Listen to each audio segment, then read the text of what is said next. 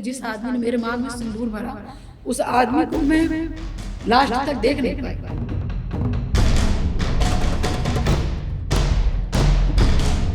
बुआ जी मेरी पकड़ी है, बहन मेरी पकड़ी है, बस दिमाग में एक चीज़ होता था कि ये कैसे छोड़ें, और बस मैं छत से अतीक अहमद को निस्ता नाबूद करना, उस दिन से मेरा एक लक्ष्य हो गया था कि इस राक्षस का वध करना, इस पापी का वध करना है।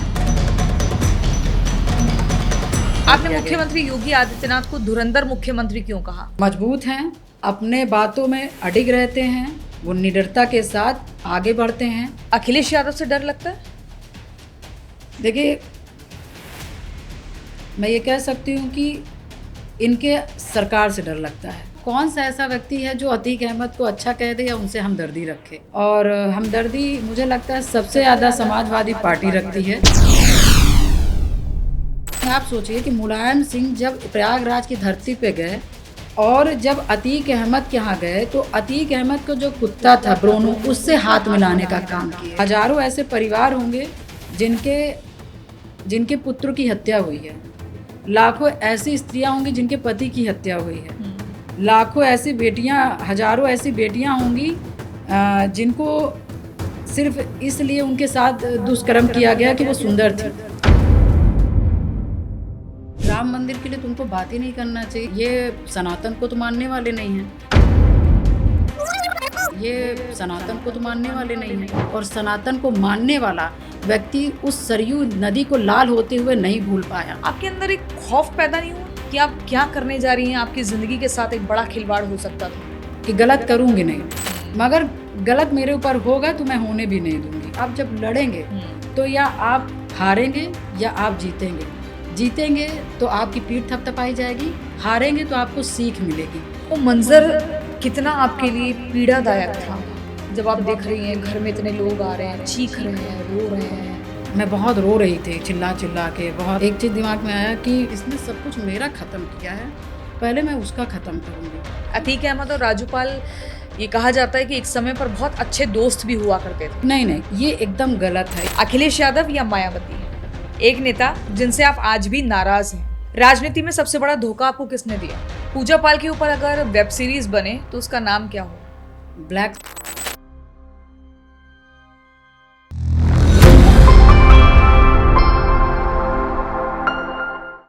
जो जख्मों से गुजरकर भी मुस्कुराना सीख जाए, जो आंधियों से भी आगे बढ़कर अपना कारवां बना जाए, जो किसी भी संघर्ष से घबराए नहीं बल्कि वहां से निकलकर एक अपनी अलग पहचान बनाए।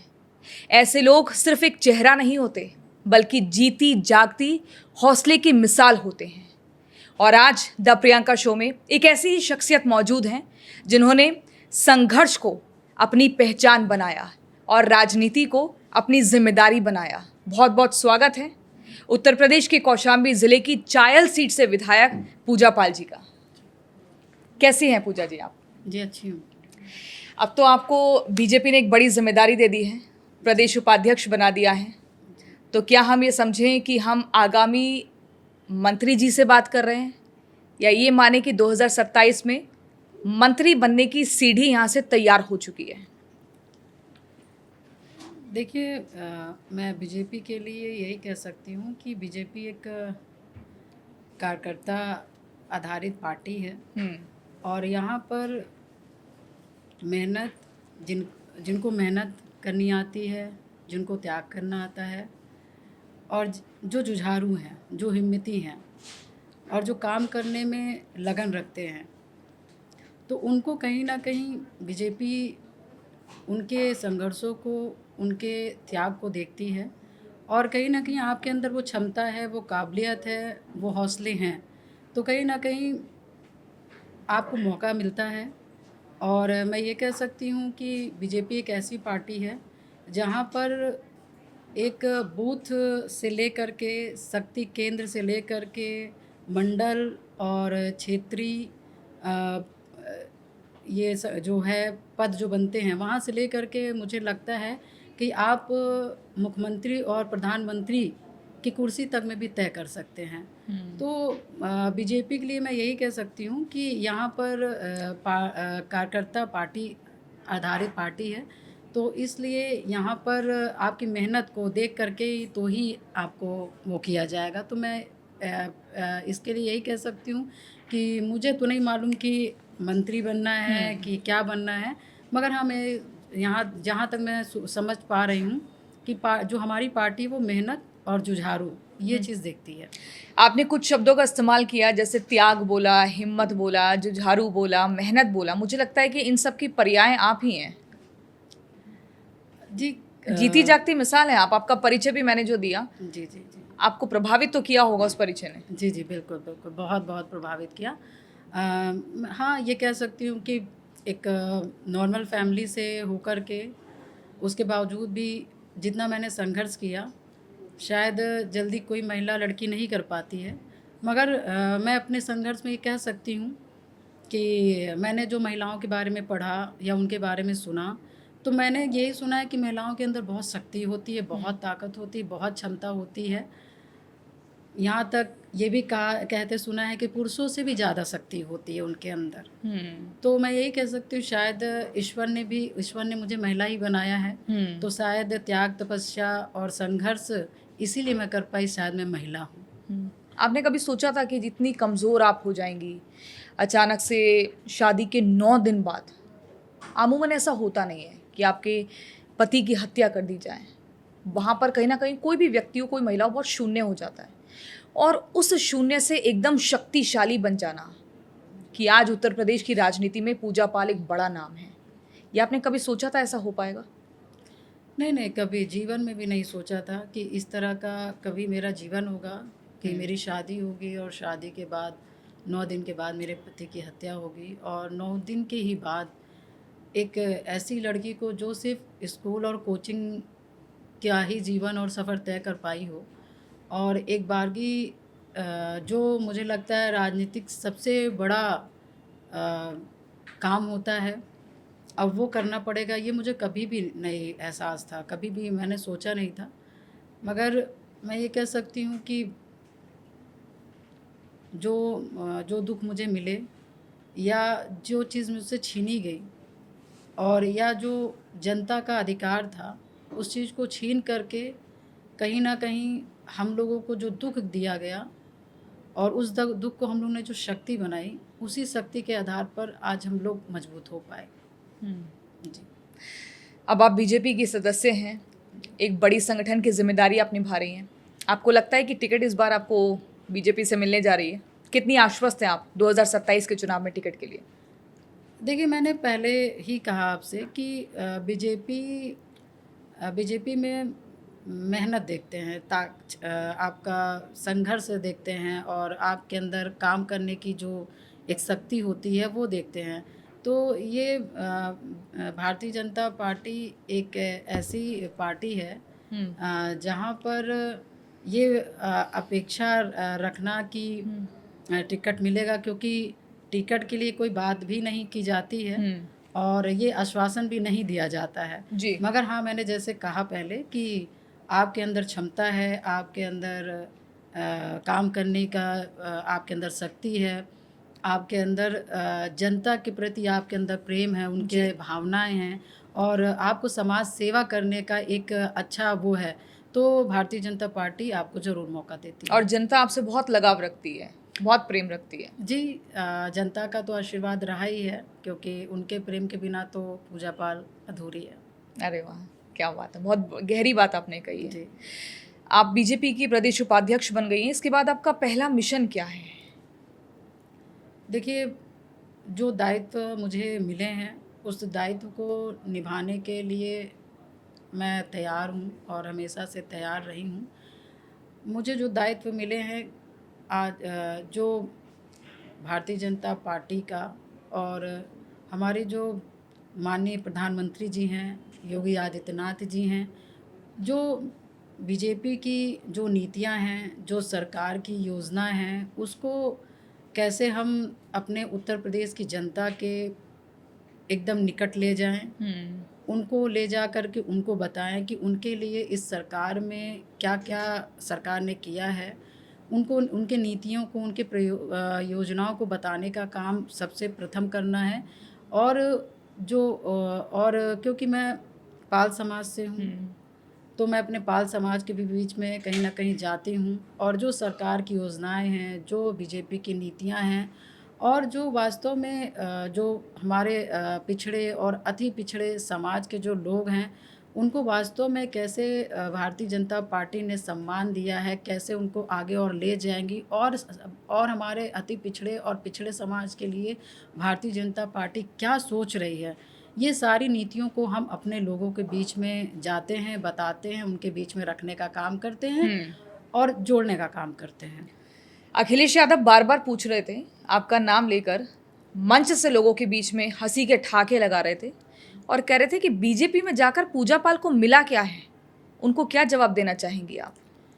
देखिए, मैं इसके लिए यही कह सकती हूँ कि अखिलेश यादव जी कहीं ना कहीं क्या बोलते हैं और क्या बोल ले जाते हैं, मुझे लगता है उनको खुद उस समय नहीं समझ आ पाता, वो बाद में देखते होंगे तो उनको समझ आता होगा। अच्छा, हाँ। जी जी बिल्कुल, मैंने ऐसे कई इंटरव्यूज़ देखे हैं जो कभी भी कभी आप छोटी छोटी क्लिप उनकी देखिए, ए करके, या मिश्रा जी, या जो भी आप कह लीजिए, तो कहीं न कहीं वो चीज़ें तो उनको खुद सोचनी चाहिए कि इतने बड़े प्लेटफ़ॉर्म मिलने के बाद आप किस वर्ग के लोगों को या किस वैसे लोगों का आप क्या सम्मान दे रहे हैं, ये आपको सोचना चाहिए।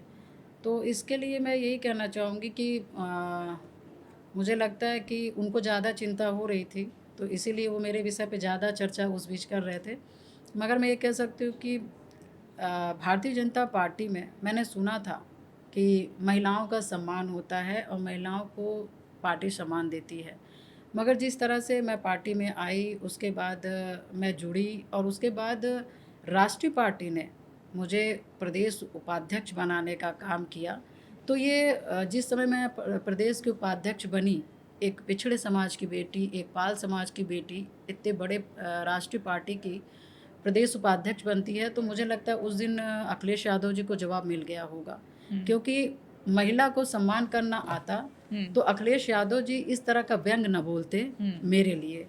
और जिस तरह से भाजपा ने मुझ जैसी महिला को पाल समाज की बेटी को भारतीय जनता पार्टी के संगठन में जो मुझे प्रदेश उपाध्यक्ष बनाया गया, तो वो मेरे लिए बहुत सम्मान की बात है। क्या आपको लगता है ऐसा सम्मान आपको सपा में नहीं मिला, अखिलेश यादव के कार्यकाल में नहीं मिला? नहीं नहीं बिल्कुल, देखिए ये बात सही है कि पहले तो देखिए मैं भारतीय जनता पार्टी में नहीं जुड़ी थी, मगर जब से मैं जुड़ी तो मैंने समाजवादी पार्टी में महिला सम्मान और भारतीय जनता पार्टी में महिला सम्मान का आसमान और धरती का अंतर दिखा। और मैं ये कह सकती हूँ कि मैं यहाँ पर जब से हूँ, मैं देख रही हूँ कि यहाँ पे महिला सम्मान बहुत अच्छे से है। महिला को सम्मान दिया जाता है, बहन जी करके बात की जाती है, और है कई प्लेटफॉर्म में महिला को बहुत सम्मान यहाँ मिलता है। तो इसलिए काम करने की जो ताकत होती है वो दुगनी हो जाती है। और जी ठीक है। अगला हम थोड़ा जो इन दिनों ताज़ा मुद्दे चल रहे हैं उन पर आपसे सवाल लेंगे। राम मंदिर में चढ़ावा चोरी की जांच चल रही है, एसआईटी का गठन हुआ है। अखिलेश यादव कह रहे हैं कि बीजेपी अवध एक्सप्रेस से सत्ता में आई, लेकिन अयोध्या एक्सप्रेस से वापस जाएगी। ये उनकी बौखलाहट है, या आप सोचती हैं कि बीजेपी के लिए खतरे की घंटी है?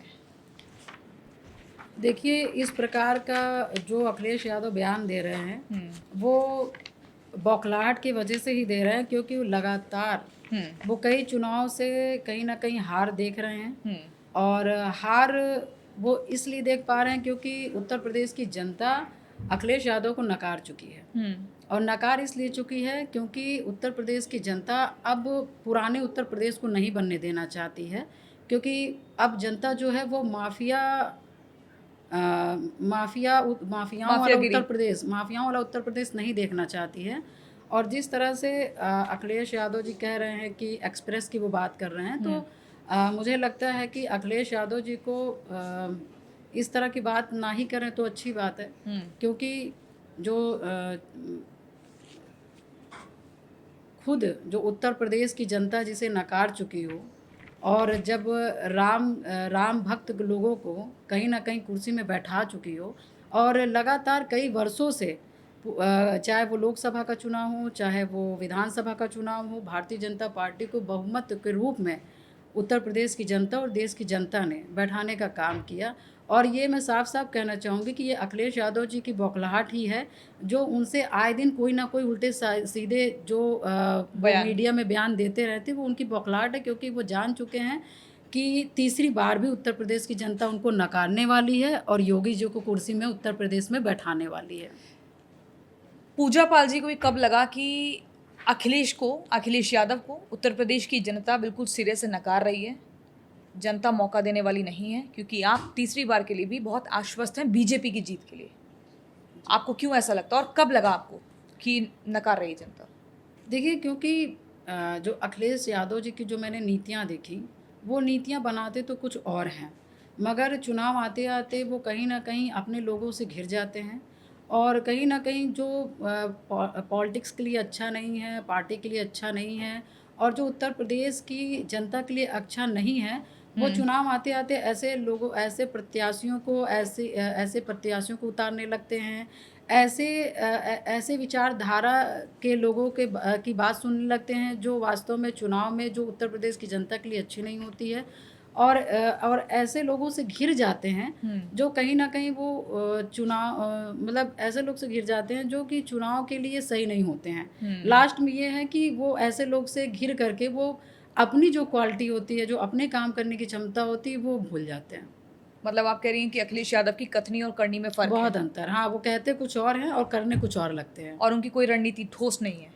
नहीं, रणनीति ठोस होती तो वो अपने नीति में एकदम ठठास रहते ना, एकदम मजबूत से खड़े रहते हैं कि हमने जो फैसला किया वो अच्छा है, रिजल्ट आने दीजिए। रिजल्ट तक तो आप अपने आप को मजबूत से रखे रहिए, रिजल्ट आने से पहले ही आप सबकी सुनने लगे तो फिर कैसे चले? ठीक है, राम मंदिर वाले मुद्दे पर आ जाते हैं। विपक्ष कह रहा है कि आस्था भी सुरक्षित नहीं है, बीजेपी इस भरोसे को कैसे बहाल करेगी? नहीं, देखिए, जो लोग कह रहे हैं, जो आज राम मंदिर के लिए आज जो बात कर रहे हैं, तो मुझे तो लग रहा है कि राम मंदिर के लिए तो उनको बात ही नहीं करना चाहिए, क्योंकि राम मंदिर के लिए उन्होंने किया ही क्या, सनातन के लिए उन्होंने किया ही क्या, और हिंदू धर्म के लिए उन्होंने क्या किया। आज जिस तरह से आपने देखा होगा कि समाजवादी पार्टी के लोग ने किस तरह से दिल्ली के सांसद में पप्पू यादव को भगवा चोला पहना करके साधु के भेष में साधु थे। के भेष में किस तरह से वहाँ पर सनातन धर्म की निंदा की, सनातन धर्म का अपमान किया। तो इनको सोचना चाहिए कि पहली बात तो मैं मानती हूँ कि ये सनातन भी नहीं मानते हैं, ये धर्म भी नहीं मानते हैं, और मानते तो नहीं हैं, मगर इन्होंने पूरे हिंदुत्व को अपमान किया। एक ऐसे व्यक्ति को भगवा चोला पहना करके साधु समाज को इन्होंने अपमान करने का काम किया। मैं कहना चाहती हूँ कि आप बताइए कि राम मंदिर जो चढ़ावा हुआ, उसमें किस साधु का हाथ है, या किस हमारे भारतीय जनता पार्टी का हाथ था, या किस राजनीतिक व्यक्ति का हाथ था? किसी का हाथ नहीं था। एसआईटी जांच हुई है, एसआईटी जांच चल रही है और बहुत मजबूत तरीके से चल रही है, और उसमें ये है कि ट्रस्ट ने मंदिर में जो ट्रस्ट बनी थी, ट्रस्ट के द्वारा जो एक एजेंसी होती है, उसमें 100 कुछ लोगों का काम दिया गया, तो उसमें जो बैंक और ये जब जो देखते हैं 5-6 लोग उसमें पाए गए, और उसमें भी कड़ी जांच हो रही है, कड़ी कार्रवाई हो रही है, उसमें से कई लोग जेल भी गए, मगर इन लोगों ने सांसद में किस तरह से एक भगवा का अपमान किया। तो मैं तो ये कहना चाहती हूँ, क्योंकि ये ईश्वर को, ये सनातन को तो मानने वाले नहीं हैं, जो सनातन को नहीं मानता है वो राम मंदिर की आज बात कर रहा है, जो कि इनको खुद सोचना चाहिए कि आज से कितने वर्ष पूर्व में आज सरयू नदी में किसने लाल लाल खून बहा है, पूरी नदियां लाल हो गई। आज उनके पुत्र क्वेश्चन कर रहे हैं, जिनके पिता ने कार सेवकों के ऊपर गोली चलाने का काम किया। आज अखिलेश यादव बात कर रहे हैं राम मंदिर के लिए। आप कहीं ना कहीं, मुझे भी लोग सुन रहे हैं, तो कहीं ना कहीं इस चीज़ को भी गौर जरूर करेंगे। उत्तर प्रदेश की जनता, वो कांड जो कार सेवकों के ऊपर गोली चली, आज भी हिंदू समाज और सनातन को मानने वाला व्यक्ति उस सरयू नदी को लाल होते हुए नहीं भूल पाया। जिस तरह से मुलायम सिंह यादव ने अपने शासनकाल में जिस तरह से कार सेवकों के ऊपर गोली चलाई, हिंदू आज भी नहीं भूला है। जब भी कभी बात होती है तो उन पे जब बात छिड़ती है तो कहीं ना कहीं हिंदू का खून गर्म हो जाता है और कहते हैं कि नहीं, इन्होंने गलत किया। तो ऐसे जो हिंदुत्व को नहीं मानते, जिन्होंने सनातन पे कभी काम नहीं किया, वो राम मंदिर के चोरी पे बात कर रहे हैं। ये सिर्फ और सिर्फ क्योंकि 4-5 महीने का चुनाव बचा है, तो वो एक वो पा गए हैं, मौका पा गए हैं, जिस मौके को सोचते हैं कि इस मौके को राजनीतिक तरीका से एक चोला उड़ा दिया जाए ताकि उत्तर प्रदेश की जनता क्या कहते हैं इसको थोड़ा सा गलत माने, और गलत मानते हुए हो सकता है बीजेपी को इग्नोर कर दे। मगर मैं कहना चाहती हूँ कि जिन्होंने उत्तर प्रदेश में और जिन्होंने देश में पूरे देश को भगवा कर दिया हो और हिंदुत्व को मजबूत कर दिया हो और चारों तरफ सनातन की गूंज ला दिया हो, उस पार्टी को कोई भूलने वाला नहीं है।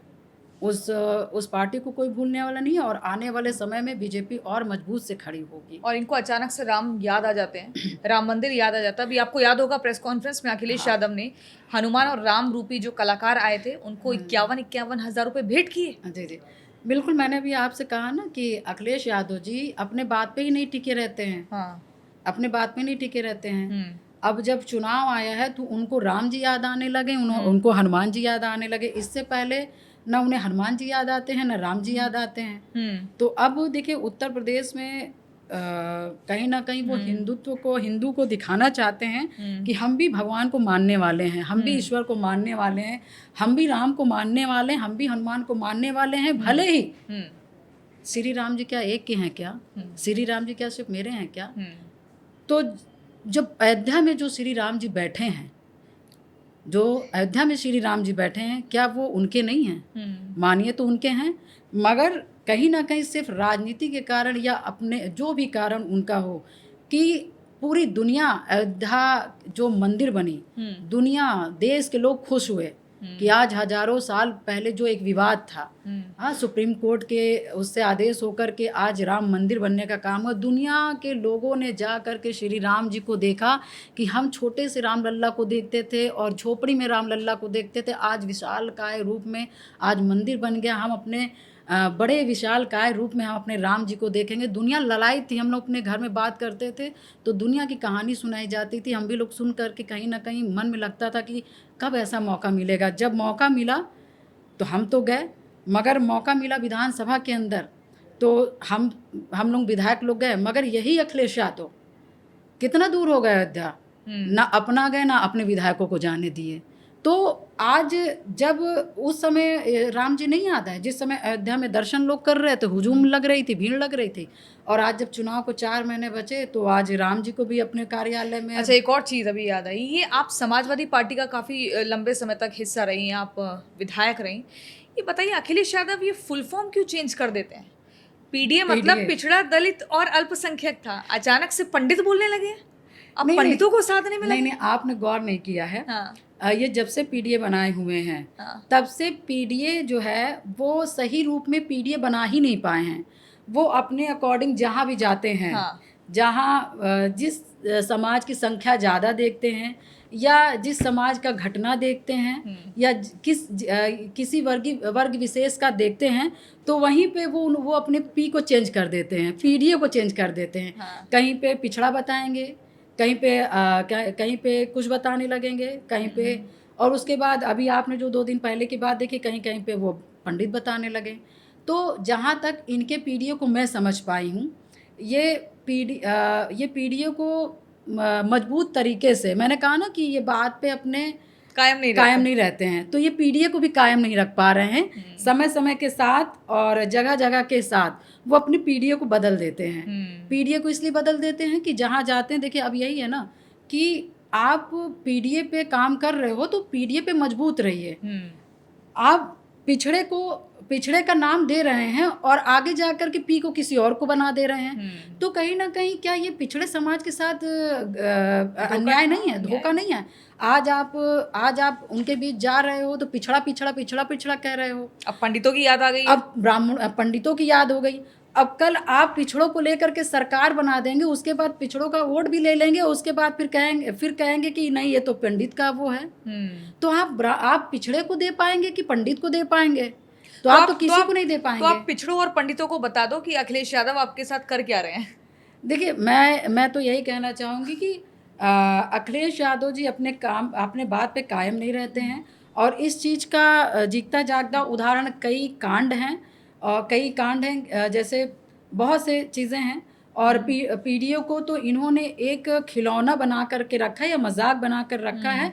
और जो कि मैं कहना चाहूँगी कि इतनी बड़े प्लेटफॉर्म में आप काम कर रहे हैं, इतनी बड़ी दल है आपका, तो जिस तरह से आप पिछड़े समाज का मजाक बना करके रखे हैं, आने वाले चुनाव में यही पिछड़ा समाजवादी को कहीं ना कहीं अच्छे से धूल चटाने का काम करेगा। क्योंकि जब आप पिछड़े समाज को आप सम्मान नहीं दे सकते हैं, आप कभी पिछड़े की बात कर रहे हैं, कभी पंडित की बात कर रहे हैं, तो जब आप पिछड़े का सम्मान ही नहीं कर सकते हो तो पिछड़ा आपका क्या सम्मान करेगा? कतई नहीं करेगा, क्योंकि पिछड़ा अब जाग चुका है, पिछड़ा पिछड़ा नहीं रह गया। पिछड़े का सम्मान नहीं करेंगे तो वो इनको पछाड़ देगा, पीछे कर देगा। बिल्कुल। अरे देखिए, हमारा पिछड़ा समाज, अति पिछड़ा समाज बहुत संख्यक में है, और कहीं ना कहीं जब जाते हैं तो इकट्ठा जाते हैं। और मैं पिछड़े समाज के लिए एक बात कहना चाहती हूँ, वो पैसे पे नहीं, वो धन पे नहीं, उनके सम्मान पे आँच आती है तो वो सारी चीज़ को ख़त्म करते हुए, अपने सम्मान की रक्षा करते हुए वो कुछ भी कर सकते हैं।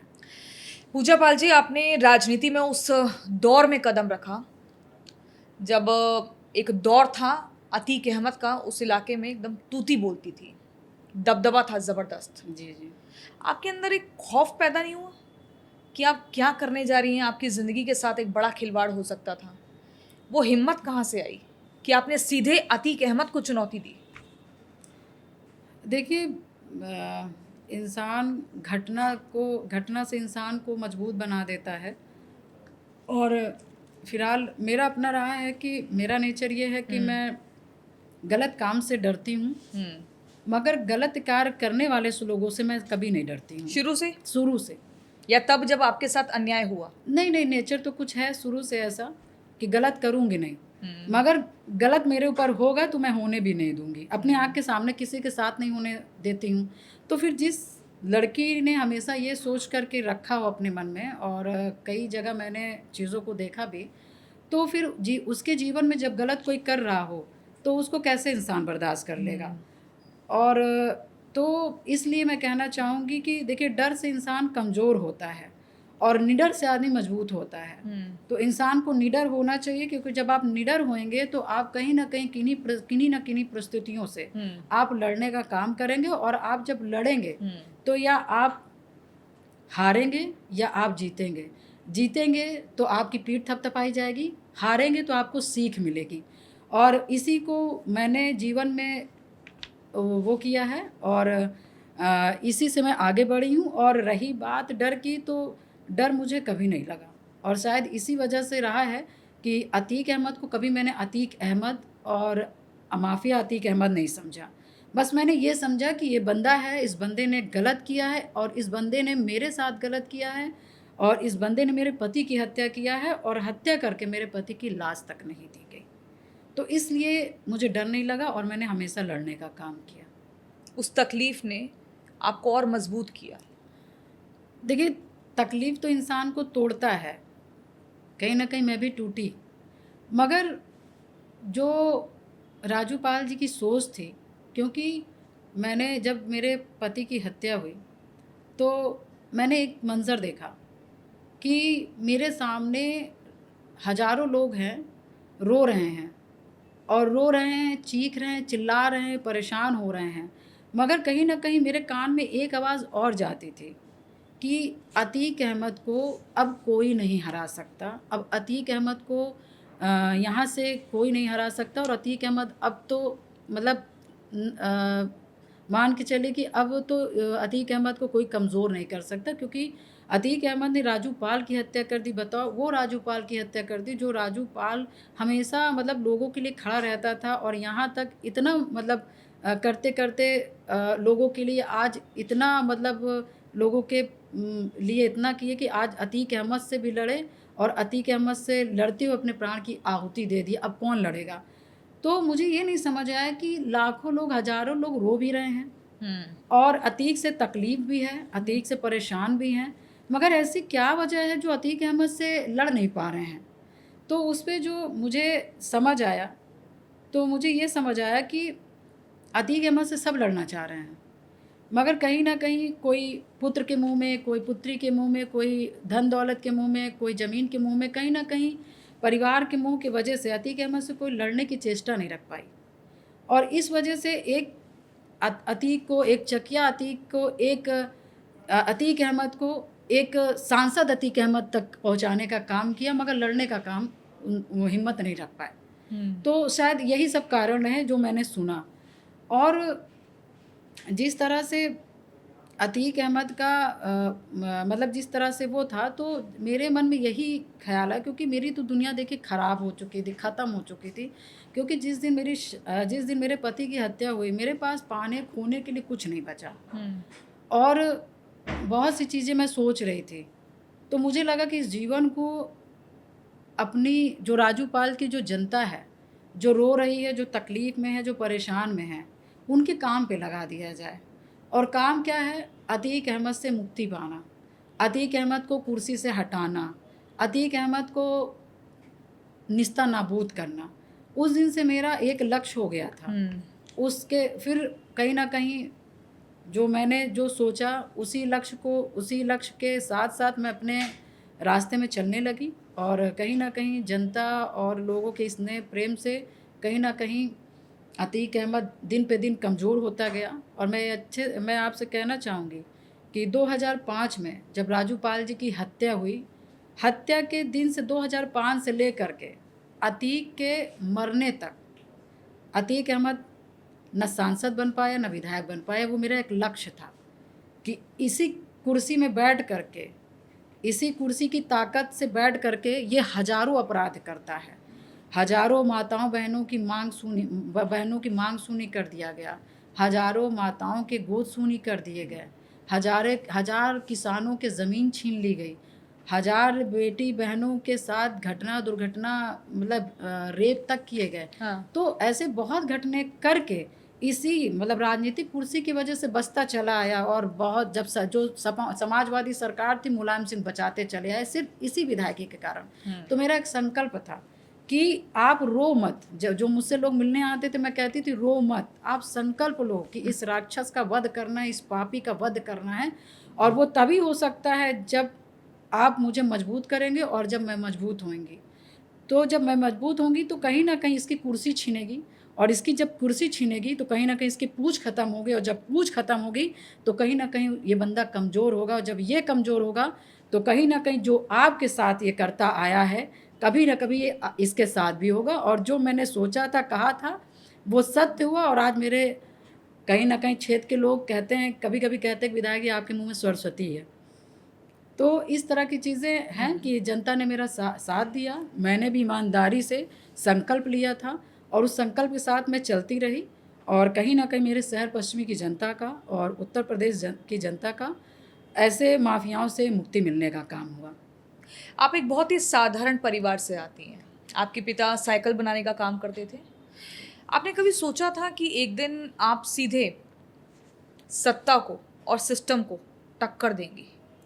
कभी जहन में ये बात आई थी जब उस परिवार में आपका बचपन बीत रहा था? नहीं, देखिए ये चीज़ तो सोचना ही मेरे लिए ना किस हिसाब ना की तरह था। क्योंकि मैं गरीब परिवार से आती थी। गरीब परिवार से जो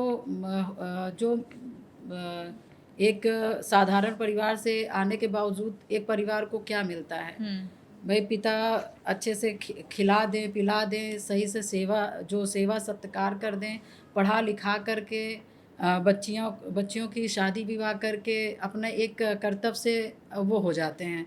तो इतना तो मैंने अपने जीवन में कभी नहीं सोचा था कि कभी मैं राजनीति में आऊँगी या कभी मैं ऐसे इस तरह के चुनाव लड़ूंगी या इस तरह से कुछ होगा। जीवन में कभी नहीं सोचा था। आज इस दुनिया में अतीक अहमद नहीं है, लेकिन अभी भी उस समाज में कुछ लोग ऐसे हैं जो अतीक अहमद के लिए हमदर्दी दिखाते हैं। आप दर्शकों को बताइए वो दौर कैसा था, ऑन कैमरा बताइए वो आतंक का दौर कैसा था, लोग कैसे डरते थे, अतीक अहमद का नाम कैसे लोगों की रूह कपा देता था। देखिए, जो अतीक अहमद से हमदर्दी रखते हैं, वो कहीं ना कहीं उनके जीवन काल में या उनके परिवार में ऐसा दुख नहीं पड़ा होगा। या मैं कहती हूँ कि अच्छा है कि ऐसे माफियाओं का साया ना पड़ा हो। मगर जिनके ऊपर पड़ ही गया हो, तो वो कौन सा ऐसा व्यक्ति है जो अतीक अहमद को अच्छा कह दे या उनसे हमदर्दी रखे। और हमदर्दी वही रखेगा जो अतीक अहमद को और अतीक अहमद की सोच को बढ़ावा दिया हो। और हमदर्दी मुझे लगता है सबसे ज़्यादा समाजवादी पार्टी रखती है, क्योंकि मैंने एक नज़ारा और भी अपने जीवन काल में देखा कि पहले यही समाजवादी पार्टी के जो मुखिया हैं अखिलेश यादव कहते थे कि हमें माफियाओं से दूर दूर तक हमारा कोई कनेक्शन नहीं है, कोई रिश्ता नहीं है। मगर एक समय मैंने ऐसा भी देखा कि जब अतीक अहमद की हत्या हुई तो सबसे ज़्यादा पूरा खुल करके फुल प्लेस में कोई पार्टी आई, पार्टी के लोग आए तो वो समाजवादी के लोग आए। तो मैं यही कह सकती हूँ कि ऐसे लोग ज़रूर उनसे हमदर्दी रखेंगे, क्योंकि समाजवादी के लोगों ने अतीक अहमद को बढ़ावा दिया और अतीक अहमद को मजबूत किया। तो कहीं ना कहीं अतीक की हत्या होने के बाद नॉर्मल सी बात है कि उन्हीं लोगों की हमदर्दी होगी। और तो मुझे लगता है कि जितना मैं जानती हूँ उत्तर प्रदेश की जनता या हमारे प्रयाग की जनता कभी नहीं अतीक अहमद से हमदर्दी रख सकती। इसलिए नहीं रख सकती क्योंकि एक नहीं, दो नहीं, हजारों ऐसे परिवार होंगे जिनके पुत्र की हत्या हुई है।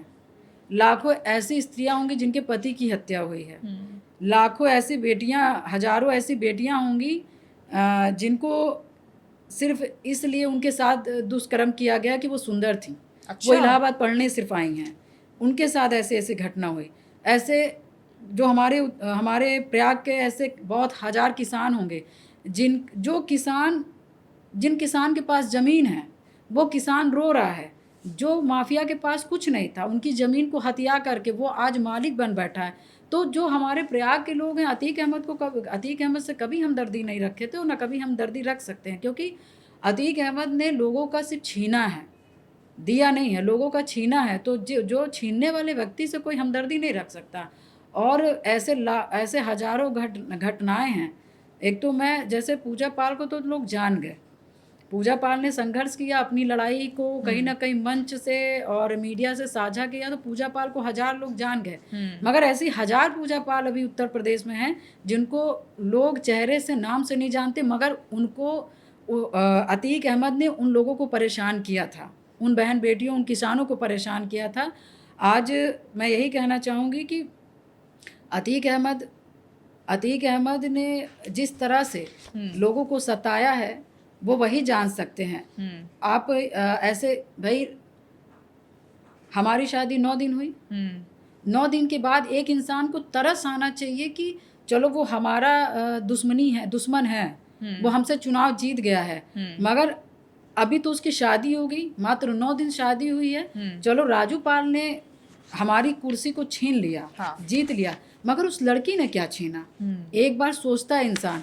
मगर कहीं ना कहीं पापी इंसान और राक्षस जैसा इंसान, उसने सोचने का काम नहीं किया, उसने मुझ जैसी लड़की के बारे में सोचने का काम नहीं किया, और बस अपनी दुश्मनी निकालने के लिए कि कैसे एक युवा लड़का जो मात्र 27 साल का है और अतीक अहमद का जो साम्राज्य था 40 साल से अतीक ने लूट पाट करके जो अपने साम्राज्य को बनाया था, कैसे एक लड़के ने तिनका की तरह उसको ख़त्म कर दिया।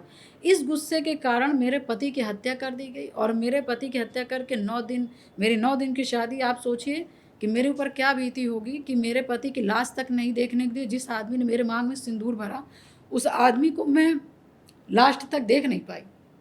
तो इस तरह से तो ये मेरा है कांड है। इसी तरह से मुस्लिम समाज की एक लड़की थी और उसका पिता विकलांग था, और पिता के सामने अतीक अहमद के गुर्गे और उसके परिवार के लोगों ने उस बच्चे 12-13 साल की बच्ची के साथ उसके बाप के सामने उसके कपड़े उतार करके उसके साथ ज़बरदस्ती बलात्कार करके, सोचिए, उसको कूड़ा में फेंकने का काम किए यही अतीक अहमद के लोग ने।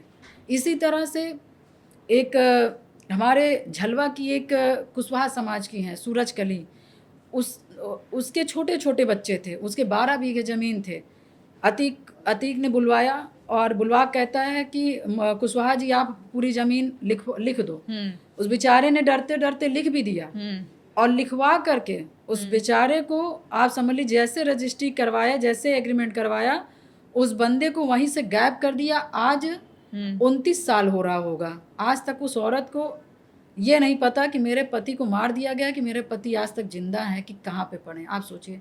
तो अतीक अहमद के एक कांड हो या एक दो घटना हो तो सुनवाया जाए या बतलाया जाए। अतीक अहमद के ऊपर 150 मुकदमे थे, मगर 150 मुकदमे से ज़्यादा जिन लोगों के अंदर थोड़ा सा भी दुख था, तकलीफ था, ऐसे लोग जा कर के थाने में FIR कराने का काम किए।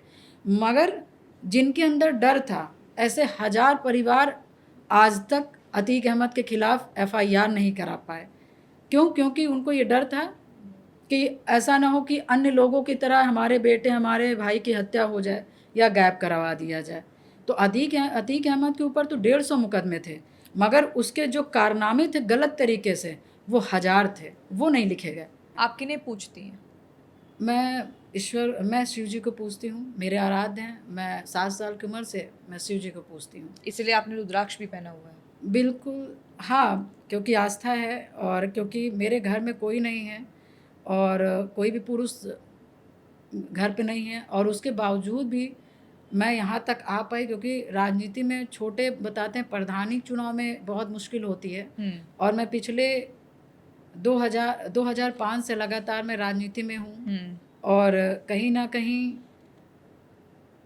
मतलब जितनी मेरी उम्र नहीं, जितनी मेरी समझ नहीं, उससे ज़्यादा ईश्वर ने मुझे मजबूत बनाते हुए कहीं ना कहीं आज यहाँ पर रखा हुआ है। तो मैं ईश्वर को ही मानती हूँ कि ईश्वर ने ही कहीं ना कहीं मुझे थामा हुआ है और चला रहा है। आपने जो संकल्प लिया था कि अतीक अहमद को कमज़ोर करना है, जड़ से खात्मा करना है, जी, वो जब हुई चीज़, मतलब ये आपको भरोसा था कि आपको ऐसा इंसाफ मिल पाएगा और ये सब चीज़ें हो पाएंगी जो आप संकल्प ले रही हैं? क्योंकि बोलने में तो बहुत कुछ कह दिया जाता है, लेकिन प्रैक्टिकली वो उतना पॉसिबल नहीं होता। ये उम्मीद थी आपको? क्योंकि सपा में रहते हुए भी अतीक का कद लगातार बढ़ ही रहा था। नहीं, देखिए, ये मेरी अपनी आस्था थी, क्योंकि मैंने पहले ही बताया कि मैं ईश्वर को मानती हूँ, और जब आप ईश्वर से बहुत कनेक्ट होते हैं तो कहीं ना कहीं आपको कुछ ना कुछ चीज़ें आपको महसूस होने लगती है।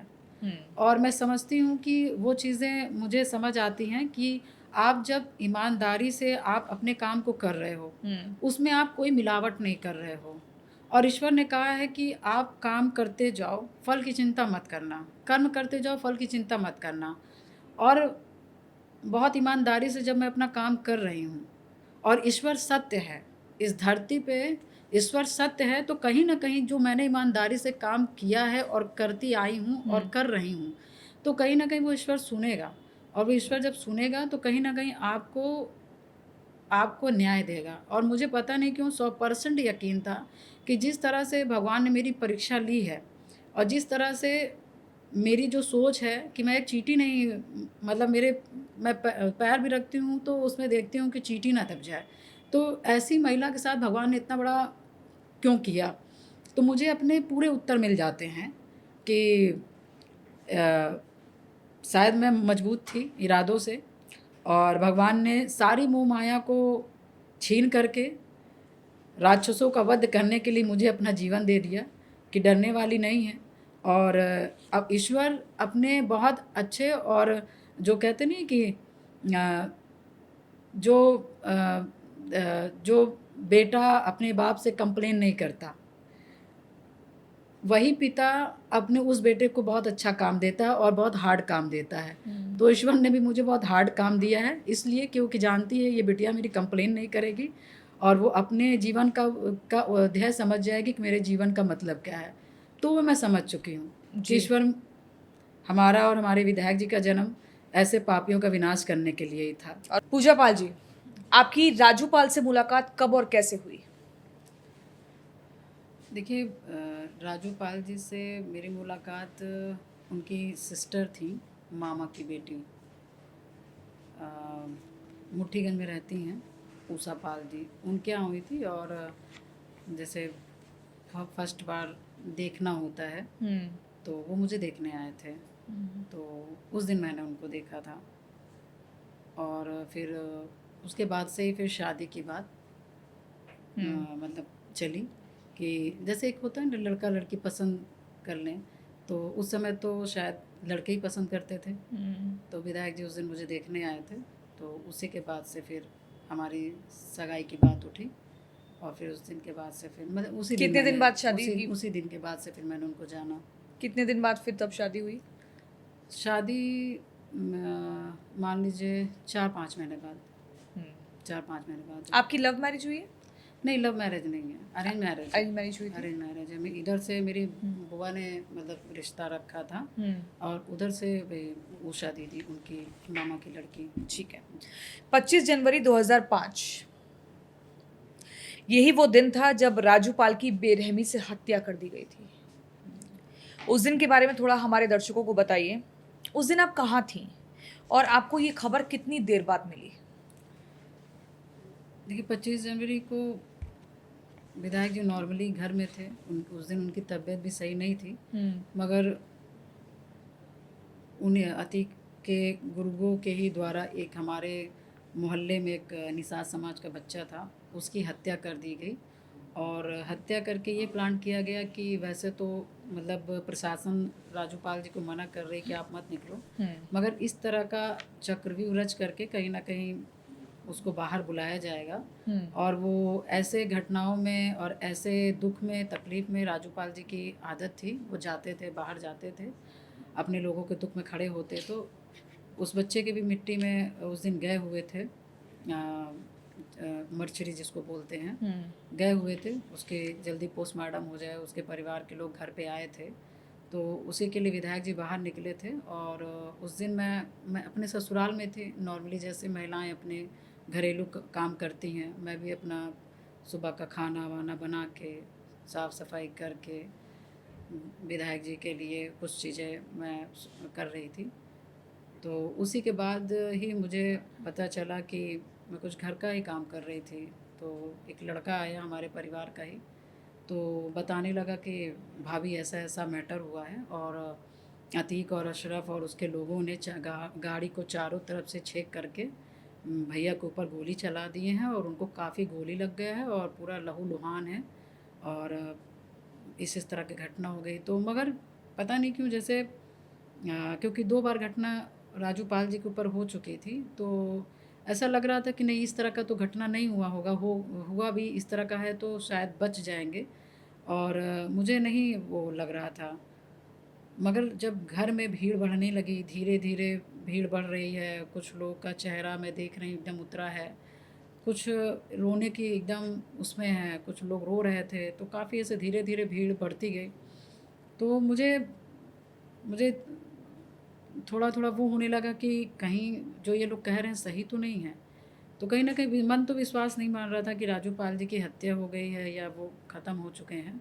मन विश्वास नहीं, मतलब विश्वास नहीं कर रहा था मन। मगर उसके बाद जब भीड़ बढ़ने लगी, लोग रोने लगे, उसके बाद जैसे शरीर की जो शक्ति होती है धीरे धीरे सब कुछ बहुत कुछ सोचते सोचते, तो मेरी भी शरीर की जैसे शक्ति निकल रही थी और उनके तरफ देख करके मेरी भी हिम्मत जैसे ख़त्म हो रही थी।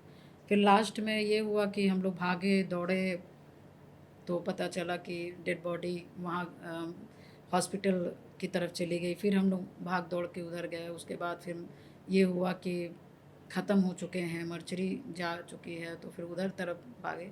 ऐसे करके मतलब चीज़ें हुई और उसके बाद फिर लास्ट फिर डॉक्टर ने जब कहा कि नहीं मतलब वो नहीं रहे, तो मतलब जैसे उस समय ऐसे लग रहा था कि धरती से पैर से जैसे धरती सरक जाए और शरीर से जैसे प्राण निकल जा रही है, उसी तरह से लगा।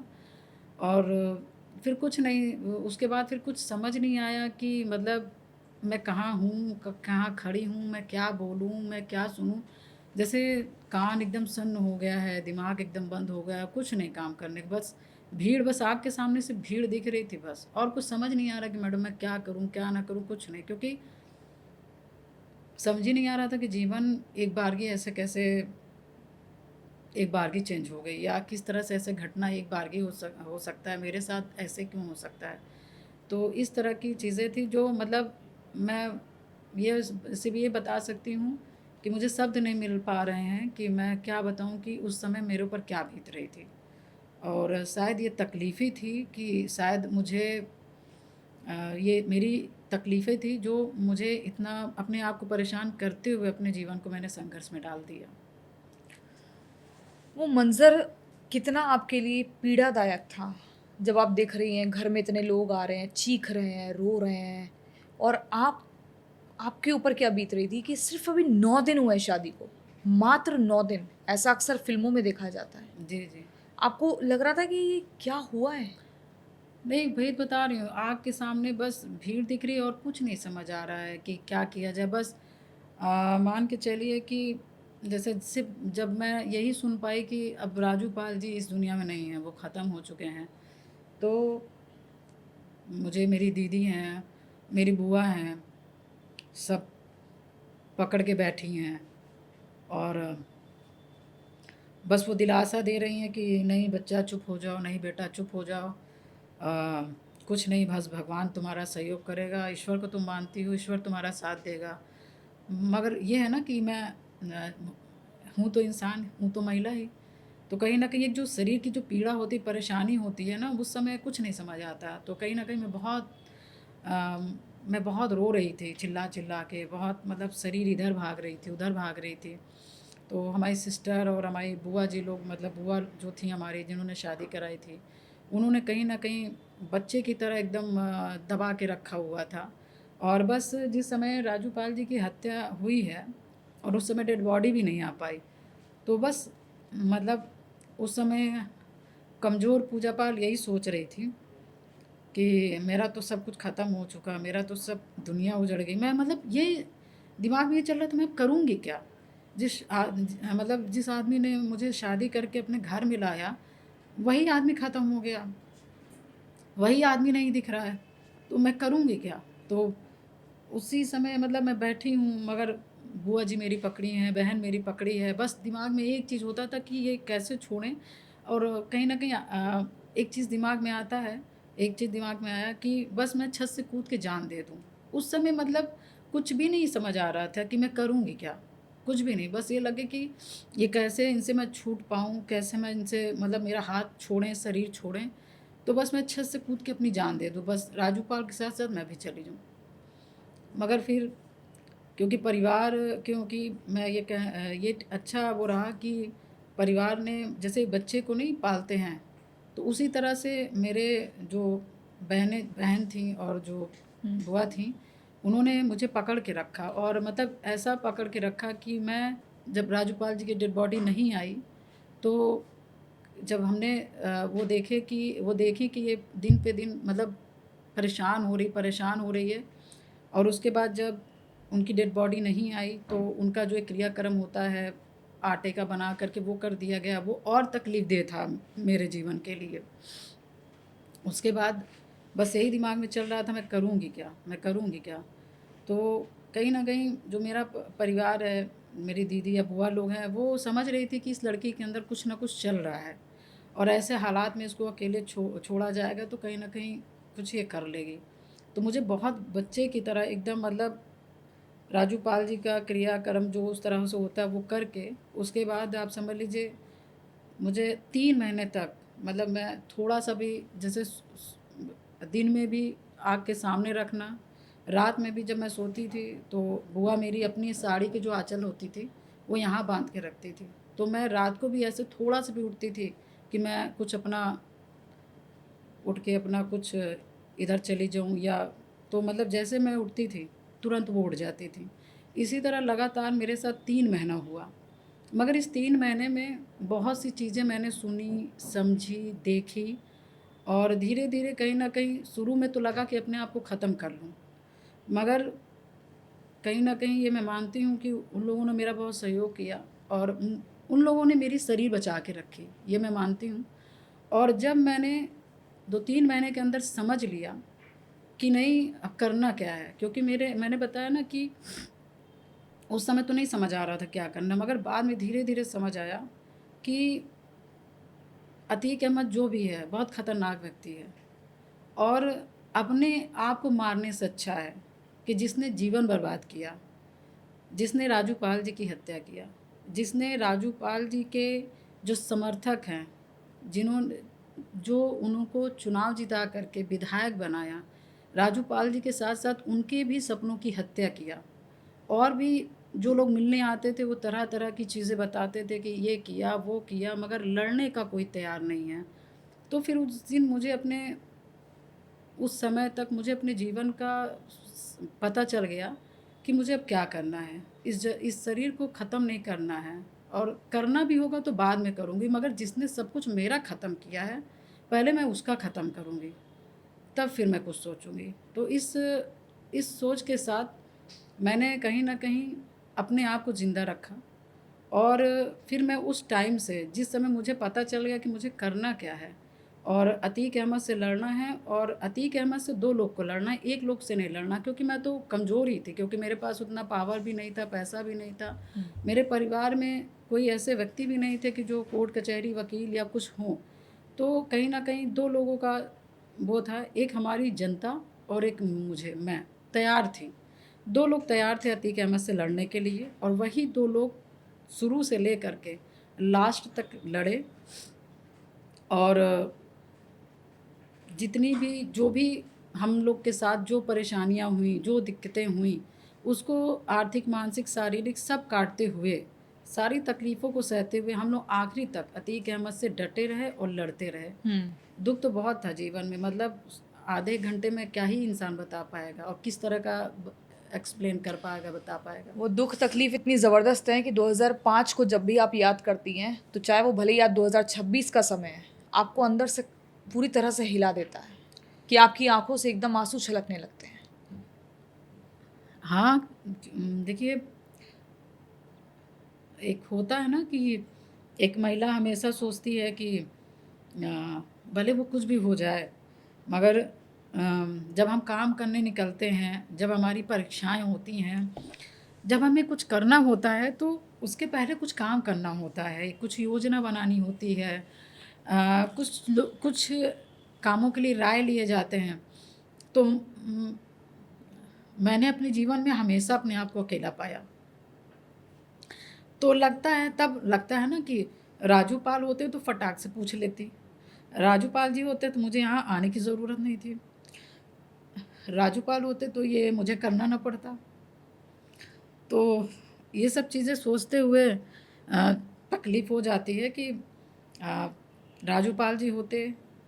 और क्योंकि महिला के साथ तो एक है ना कि पति होते हैं अपने जीवन में, तो महिला को जो सम्मान मिलता है, वो कुछ भी कर लीजिए, वो सम्मान आपको नहीं मिल पाता। आज भी वह आप महसूस करती हैं इस बात को? बिल्कुल, हमारी जैसी महिला हमेशा मिस करेगी और महसूस करेगी कि शादी के बाद अनमैरिड हो आप, तो पिता का जो हाथ होता है वो सबसे मजबूत होता है हम बेटियों के लिए, और शादी के बाद पति हमारा अभिमान और स्वाभिमान दोनों होते हैं। जब ये होते हैं तो दोनों चीज़ अपने आप बरकरार रहती है। और जो हमें संघर्षों में हमें जो लिप्त कर दिया जाता है, जो संघर्षों में मतलब हमें ज़िंदगी बितानी पड़ती है, वो इतनी इतनी गंदी संघर्ष तो नहीं करनी पड़ती है। कहते हैं समय हर जख्म को भर देता है, लेकिन आपका जख्म लगता है आज भी हरा है और गहरा है। नहीं, बिल्कुल, क्योंकि देखिए मैंने बताया ना कि मैंने जीवन को बहुत कष्ट से जिया है, और जिसका जीवन कष्ट से बीत रहा हो तो वो क्या ही समझ पाएगा। तो मैं मानती हूँ कि मुझे पल पल महसूस होता है, क्षण क्षण महसूस होता है कि आज हमारे पति होते या हमारे विधायक जी होते तो मुझे इतना कष्टदायी जीवन नहीं बिताना होता, और बिताती भी तो कहीं ना कहीं मान सम्मान स्वाभिमान जो हमेशा मैंने अपने अस्तित्व को कायम करने के लिए हमेशा रखा है, वो चीज़ें बरकरार और आपके अच्छे से जीवन में रहती आपके हैं। पति का ना होना, उसके बाद कौन सा ऐसा सामाजिक तिरस्कार था, अपमान था, या ऐसी कौन सी पीड़ा थी जिसने आपको और अंदर से तोड़ा? नहीं, देखिए, जब पति नहीं, ये तो हम जैसी महिलाएं अच्छी तरह से समझ पाएंगी कि जब पति अपने जीवन में नहीं होते हैं ना, तो हम उसी दिन से बहुत ज़्यादा मतलब लोगों के लिए बोझ हो जाते हैं। जो लड़की बहुत अच्छी होती है वो 1 मिनट के पति के ख़त्म होने के बाद 1 मिनट में मतलब कि उसे दुरदुरा दिया जाता है, और लाख वो अपने घर को संजो के रखना चाहती हो, संजो रही हो, मगर कहीं न कहीं चीज़ें कमी पड़ ही जाती है। अपना जीवन पूरा संघर्ष में करते हुए अपने परिवार को स्वाभिमान से जिलाने का जो भी मतलब आदमी सोचता है, कहीं न कहीं उसमें एक रोड़ा आता है। आप आज भी खुद को अकेला मानती हैं? आपका परिवार आपके साथ है, आपकी बहनें आपके साथ हैं, जनता का इतना प्रेम आपके साथ है, नहीं फिर देखिए, भी आप खुद को तन्हा मानती हैं? जनता हमारे बच्चे की तरह है। हम जनता हमारी पिता है, जनता हमारा भाई है। मगर बेटा, भाई और पिता का एक अपना अलग स्थान है और पति का एक अपना अलग स्थान होता है। हम दुनिया की चर्चा, हम दुनिया की परिचर्चा, दुनिया की चर्चा हम सब से कर लेते हैं, मगर कुछ ऐसी चर्चाएं होती हैं, कुछ ऐसी सीख होती हैं, कुछ ऐसी बातें होती हैं जो हम सिर्फ पति से कर सकते हैं, और कुछ ऐसी बातें होती हैं जो महिला को सिर्फ पति ही अच्छे से समझा सकता है।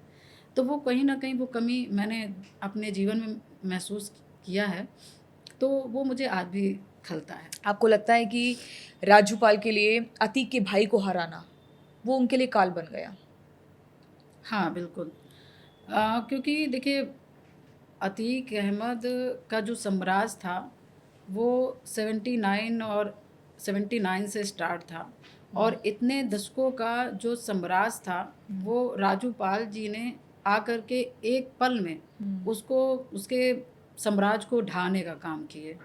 तो कहीं ना कहीं जो प्रदेश का माफिया है, जो लोगों को सिर्फ दुख के अलावा कुछ दिया नहीं, उस इंसान का जब आप साम्राज्य तोड़ रहे हो, ख़त्म कर रहे हो, तो कहीं ना कहीं ऐसे राक्षस रूपी इंसान जो होते हैं वो कहीं ना कहीं ऐसे लोगों का तो कहीं ना कहीं दिक्कत करते ही हैं कि जिसने हमारे साम्राज्य को ख़त्म किया, कैसे कर दिया या कैसे करने की चेष्टा किया।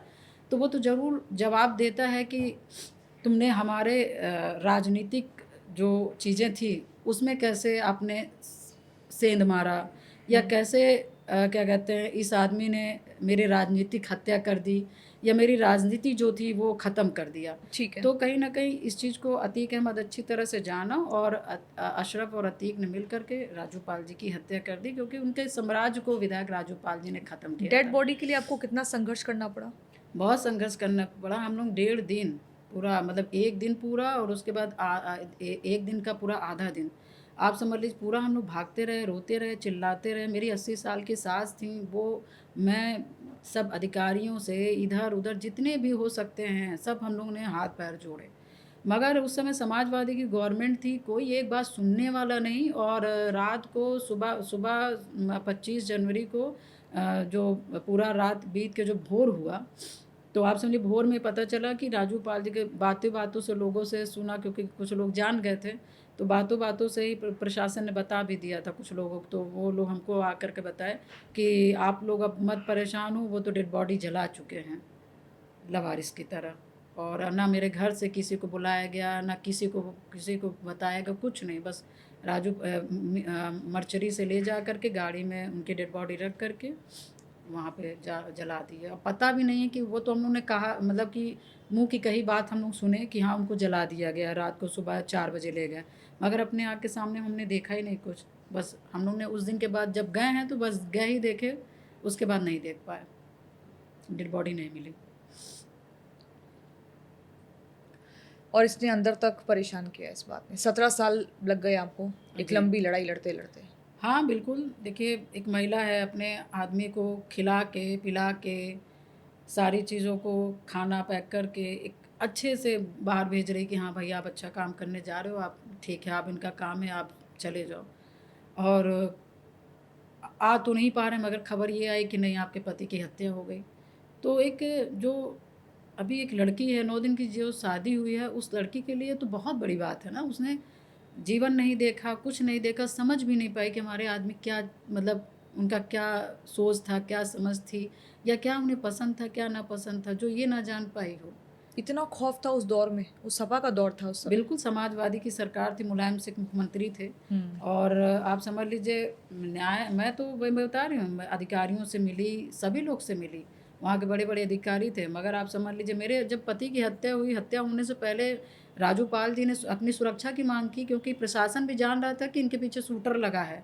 राजूपाल की हत्या कभी भी हो सकती है। राजूपाल जी ने लिखित रूप से अधिकारियों को क्या कहते हैं लेटर देने का काम किया कि मुझे सही सुरक्षा दी जाए, उचित सुरक्षा दी जाए, ताकि हमारी मतलब जान माल की सुरक्षा हो पाए। मगर समाजवादी की गवर्नमेंट थी, अतीक के सामने किसी की चलनी नहीं, और जब अतीक अहमद हैं तो मुलायम सिंह किसी की चलने नहीं देंगे। इसलिए अतीक अहमद इसलिए क्या कहते हैं सुरक्षा भी नहीं दी गई राजूपाल जी को। थोड़ी सुरक्षा दी गई थी, वो भी बेकार असलहों के साथ, जो चली भी नहीं। गोलियां नहीं चली, जवाब में गोलियां नहीं चला सकते। इस बात में कितनी सच्चाई है कि राजूपाल के ऊपर भी कई आपराधिक मामले दर्ज थे और इसीलिए वो पुलिस से बचने के लिए कई बार आपके घर पर आकर भी रुकते थे अपनी शादी से पहले, और ये समय था 2002 से 2004 के बीच का।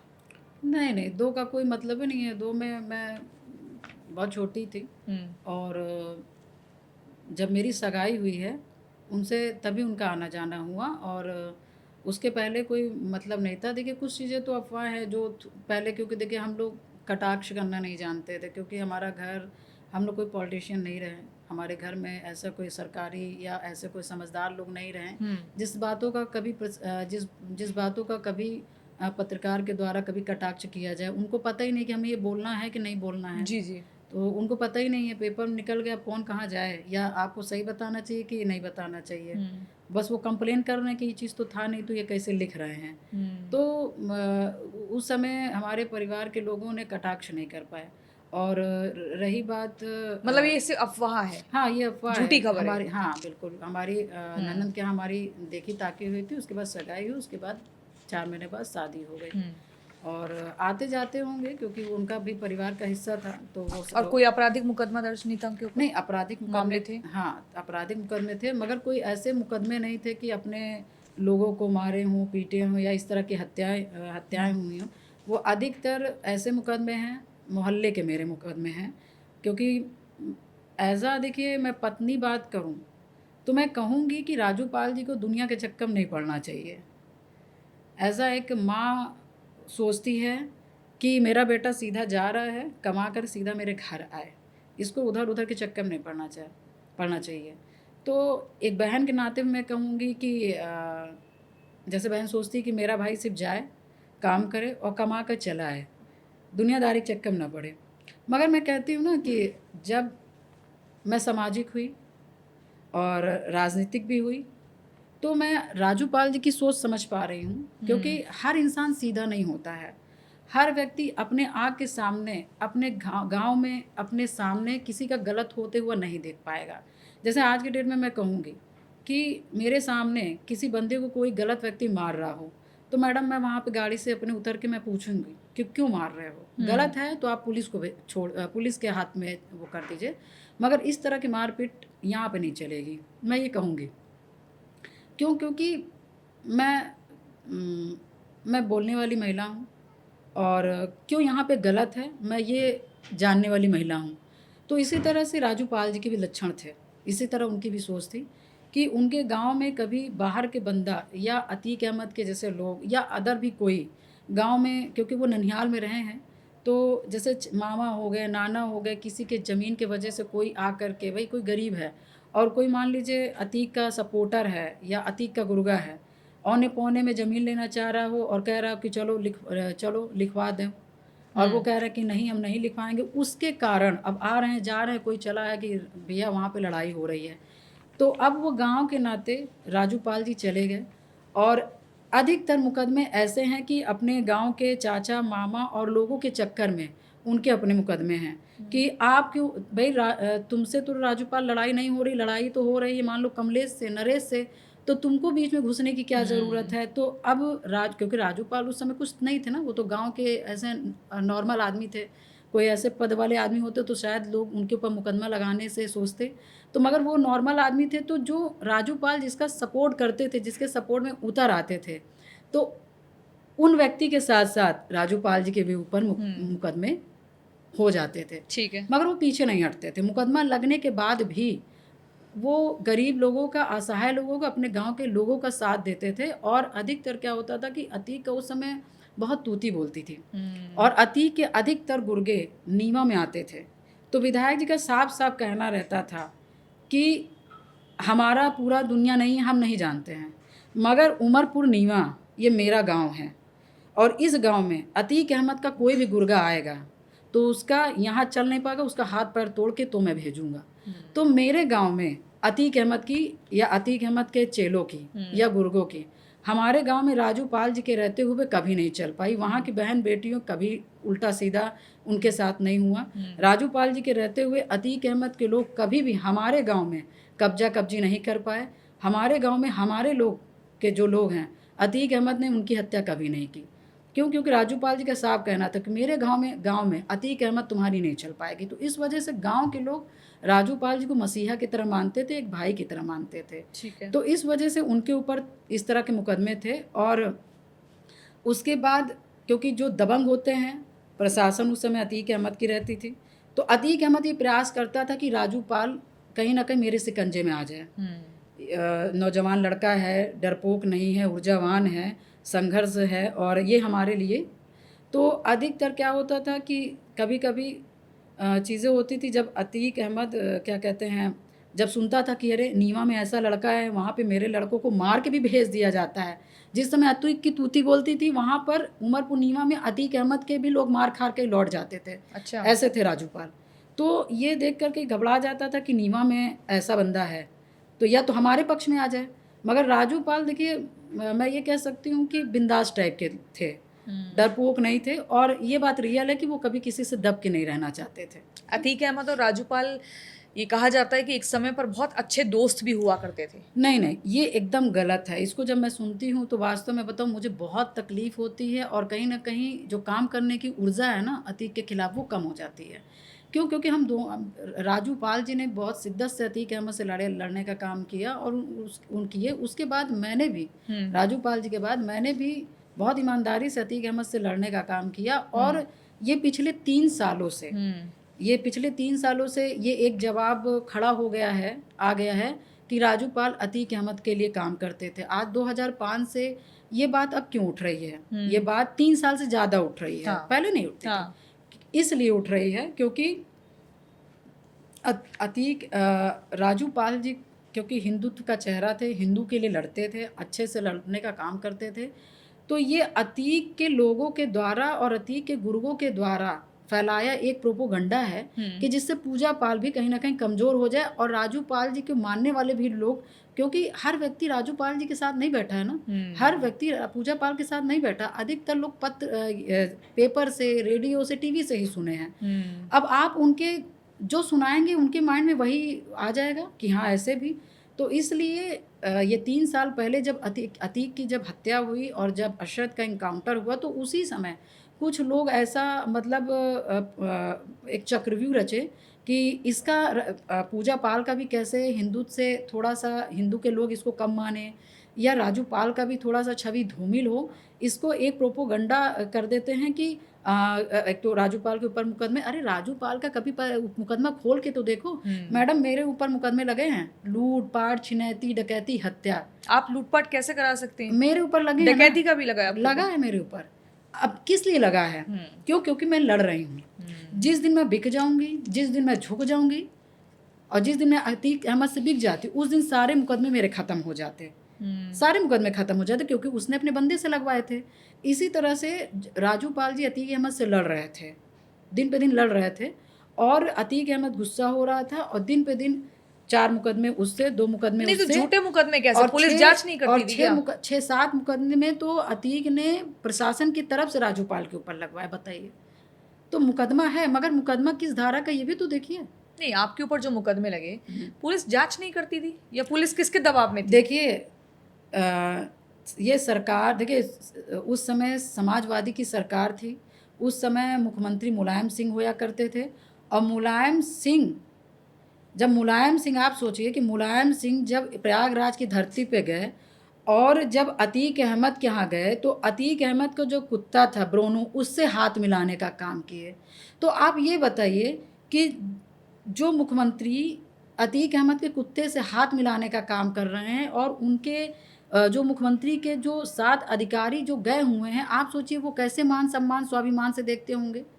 तो आप सोचिए ये एक इफेक्ट पड़ता है ना कि अतीक अहमद छोड़ दीजिए, मुख्यमंत्री जी गए हैं, अतीक अहमद के कुत्ते से हाथ मिलाए हैं। तो जो अतीक अहमद फ़ोन कर दे कि इसके ऊपर मुकदमा ऐसा करो, तो कौन प्रशासन नहीं करेगा? तब आप बसपा में थी? नहीं, तब मैं नहीं थी। तब आप राजनीति में नहीं थी? नहीं, जब मुलायम सिंह गए थे। हाँ, नहीं, जब आपके ऊपर ये मुकदमे लग रहे थे नहीं, मैं राजनीति में थी। तब आप बसपा में थी? बसपा में थी। और ये 2012-13 की बात है। फिर आप सपा में क्यों गई जब सपा वालों ने इतना आपको टॉर्चर किया? नहीं, समाजवादी में एक्चुअली, क्योंकि देखिए इसमें बहुत लंबी कहानी है, वो यहाँ पे बताना बहुत मुश्किल है। मैं पहले तो मैं बीएसपी से निष्कासित कर दी गई। जब मुझे बीएसपी से निष्कासित कर दिया गया तो मैं तो दुश्मनीदार महिला थी, तो मुझे अतीक से देखिए लड़ना ही लड़ना है। बसपा से आपको क्यों निकाला गया? पता नहीं क्यों, ये चीज़ मैं आज तक खुद ही, मेरे अंदर सवाल है कि मुझे बीएसपी ने निकाला क्यों। मगर जब मुझे बाद में, क्योंकि देखिए मर्डर होता तो है, मर्डर जब होता है तब नहीं पता चल पाता कि मर्डर किया कौन, करवाया कौन। मगर जब छानबीन होती है और जब लोग ऐसे कांड में फिर सक्सेस होता है, तो फिर बाद में एक महफिल सजती है, तो फिर इंसान बताता मैंने ये किया था, उसने ये किया था, नहीं, तो आपने मायावती जी से मुलाकात नहीं करी? नहीं, बाद में समय नहीं हमारी कोई गलती थी तो हमसे बुला करके एक बार पूछती, उसका मैं सफाई दे पाती। मगर मुझे पता ही नहीं चला कि मुझे पार्टी से निकाल दिए। मैं जब सुबह मैं उठी तो किसी ने अखबार ला के दिया कि बहन जी आपको पार्टी से निष्कासित कर दिया गया। तो मेरे तो आज भी सवाल है कि मुझे क्यों निकाल दिया गया। मगर इस पर बहुत बड़ी कहानी है, क्योंकि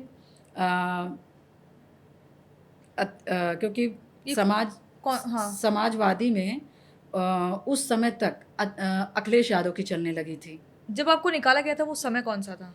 वो 2017, जब मैं चुनाव हार गई थी, तो मैं उस समय कमज़ोर हो गई थी। तो उस समय ये अतीक अहमद का प्लानिंग था। देखिए मेरे साथ इतने षड्यंत्र हुए हैं, घर के लोगों ने भी किया, कुछ ससुराल के पक्ष के लोगों ने किया, क्योंकि मेरा दुश्मन इतना ज़्यादा मजबूत था कि किसी को डरवा के अपने बस में कर लेता था, किसी को पैसे दे करके अपने बस में कर लेता था, किसी को कुछ दे करके कर लेता था। तो इसी तरह से मेरे ऊपर षड्यंत्र किए गए। उस षड्यंत्र के तहत ये भी एक षड्यंत्र था कि ये लड़की चुनाव हार गई है, अब इससे अच्छा समय नहीं मिलेगा, इसको यहीं पे कमज़ोर कर दो, और यहीं से इसको राजनीतिक में इसकी हत्या हुई। अब इसकी भी राजनीतिक हत्या कह लीजिए, जिसी भी प्रकार से कह लीजिए, कि इसका ताकत ख़त्म कर दो। तो जब मुझे बीएसपी से निष्कासित, जब मुझे पता चला लास्ट में कि अतीक अहमद की प्लान था कि इसको बीएसपी से निकाला जाए, क्योंकि अखिलेश यादव अब समाजवादी जो पार्टी थी वो अखिलेश यादव के हाथ में आ गई थी, अब वो मुलायम सिंह के हाथ में नहीं थी। तो कहीं ना कहीं इस चीज़ को आपने भी देखा होगा, सुना होगा कि अखिलेश यादव ने एक मीटिंग थी, उसमें अतीक अहमद को साइड कर दिया मंच पे। एक नेता के लिए, एक विधायक के लिए बहुत बड़ी चीज़ होती है, क्योंकि हमारे 1000 समर्थक होते हैं। उसी दिन से हमारी राजनीति हत्या हो जाती जब हमें कुछ मिलता नहीं है। तो जब ऐसे बैक किए तो कहीं ना कहीं एक लोगों पे वो असर हुआ, मुझ पे भी हुआ। और जब समाजवादी पार्टी ने जब अतीक अहमद को जब कैंट से टिकट दिया था, कानपुर से, तो जब उसका टिकट कटा, अखिलेश यादव ने काट दिया, टिकट कट गया। अब उसके बाद कहीं ना कहीं अतीक है तो, और चाल साजिश आदमी है तो चाल तो करेगा। जब देखा कि हमें अब समाजवादी से हम नहीं हो पाएंगे, तो उसी दिन से ये दिमाग लगाने लगा कि कैसे हम दूसरे दल में एंट्री करने की रास्ता हम बनाने लगे। तो फिर धीरे धीरे उसने क्या किया कि बीएसपी में अपने लोग को पैठ बैठाने स्टार्ट कर दी, बात करना स्टार्ट कर दिया। और उसी दौरान मैं चुनाव हार गई, और उसी दौरान इसने एक कोऑर्डिनेटर से मिल करके मुझे पार्टी से निष्कासित कर दिया। और क्योंकि इसको तो टिकट बहन जी देने से रही, मुझे अच्छी तरह से मालूम है, तो इसलिए अपनी पत्नी को, शाइस्ता को बीएसपी में ला करके, आपने लास्ट में देखा होगा कि जो हम लोगों को पता चलता है, क्योंकि हम लोग को पता चल जाता है कि क्या हो रहा है, क्या होने वाला है, लोगों को बाद में पता चलता है, वो आप लोग के द्वारा पता चलता है या अखबार के द्वारा पता चलता है, मगर हम लोग को पता चलने लगता है। तो तब क्या कहते हैं, अतीक अहमद ने, आपने देखा होगा कि इलाहाबाद से महापौर का भी टिकट बीएसपी से दिलाने का काम किया। तो ये था कि पूजा पाल जब तक बीएसपी में रह गई तब तक हम बीएसपी में नहीं जा पाएंगे, और अखिलेश यादव हमको टिकट देने से रहे। तो इस वजह से इसने एक ऐसा षड्यंत्र रचा जिसके वजह से मुझको बीएसपी से निकाला गया। ठीक है जी, तो ये एक षड्यंत्र के तहत से हुआ। तो फिर उसके बाद जब मैं बीएसपी से निकल गई और अतीक अहमद बीएसपी में एंट्री करने लगे, अपने लोगों को वो करने लगे, तब मैं समझ गई थी कि अब यहाँ पे बीएसपी में हाथ पैर जोड़ने से या बहन जी से भी कहने से कोई मतलब नहीं है।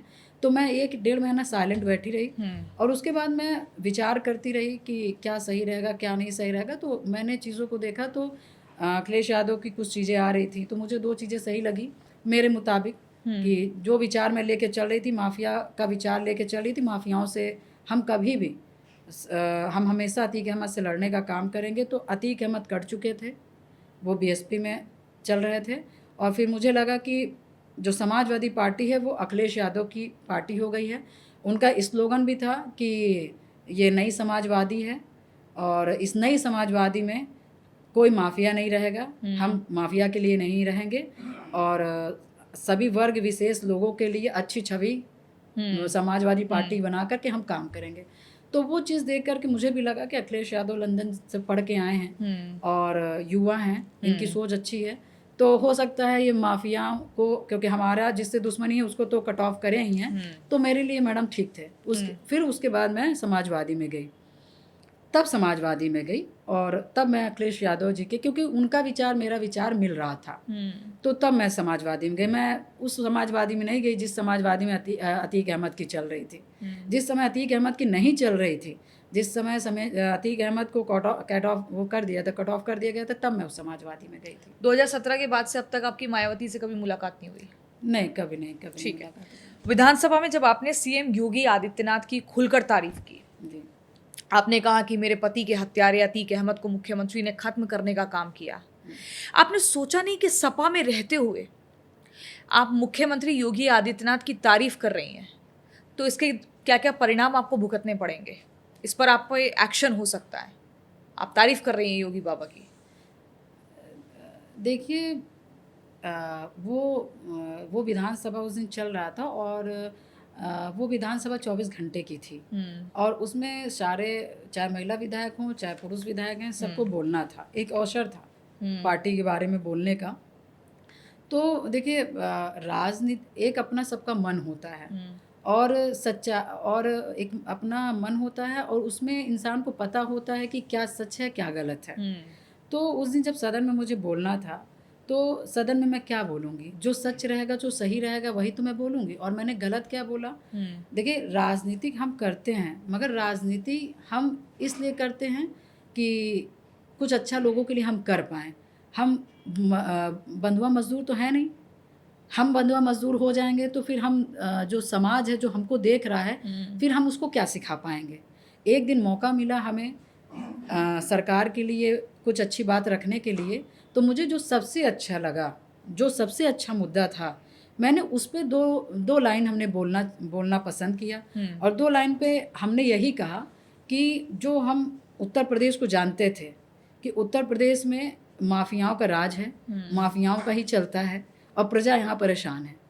और एक ऐसा सरकार आया, वो सरकार थी हमारे मुख्यमंत्री योगी आदित्यनाथ जी की, महाराज जी की। और उस सरकार में जहाँ पे गरीब सताए जाते थे माफियाओं के हाथ से, और आज एक ऐसी सरकार आई जो कहीं ना कहीं माफियाओं को मिट्टी में मिलाया जा रहा है। तो बहुत अंतर था ना। एक ऐसी सरकार थी जहाँ माफियाओं को लोग, मतलब माफिया लोग को मारते थे, और आज एक ऐसी सरकार आई जहाँ पे वो सरकार आई जहाँ माफिया मारे जा रहे हैं। तो मेरे लिए तो बहुत बड़ी बात थी ना। तो मुझे जीरो टॉलरेंस अच्छा लगा, माननीय मुख्यमंत्री जी महाराज जी का जीरो टॉलरेंस अच्छा लगा। मैंने उस दिन मैं खड़ी हुई और जो सही था, जो सच था, जो मुझे अच्छा लगा, जो मेरे मन का था, मैंने वो बोला। और रही बात मुझे डर की, तो मैंने जीवन में डर नहीं महसूस किया, मैं कभी डर के बारे में नहीं सोचती हूँ।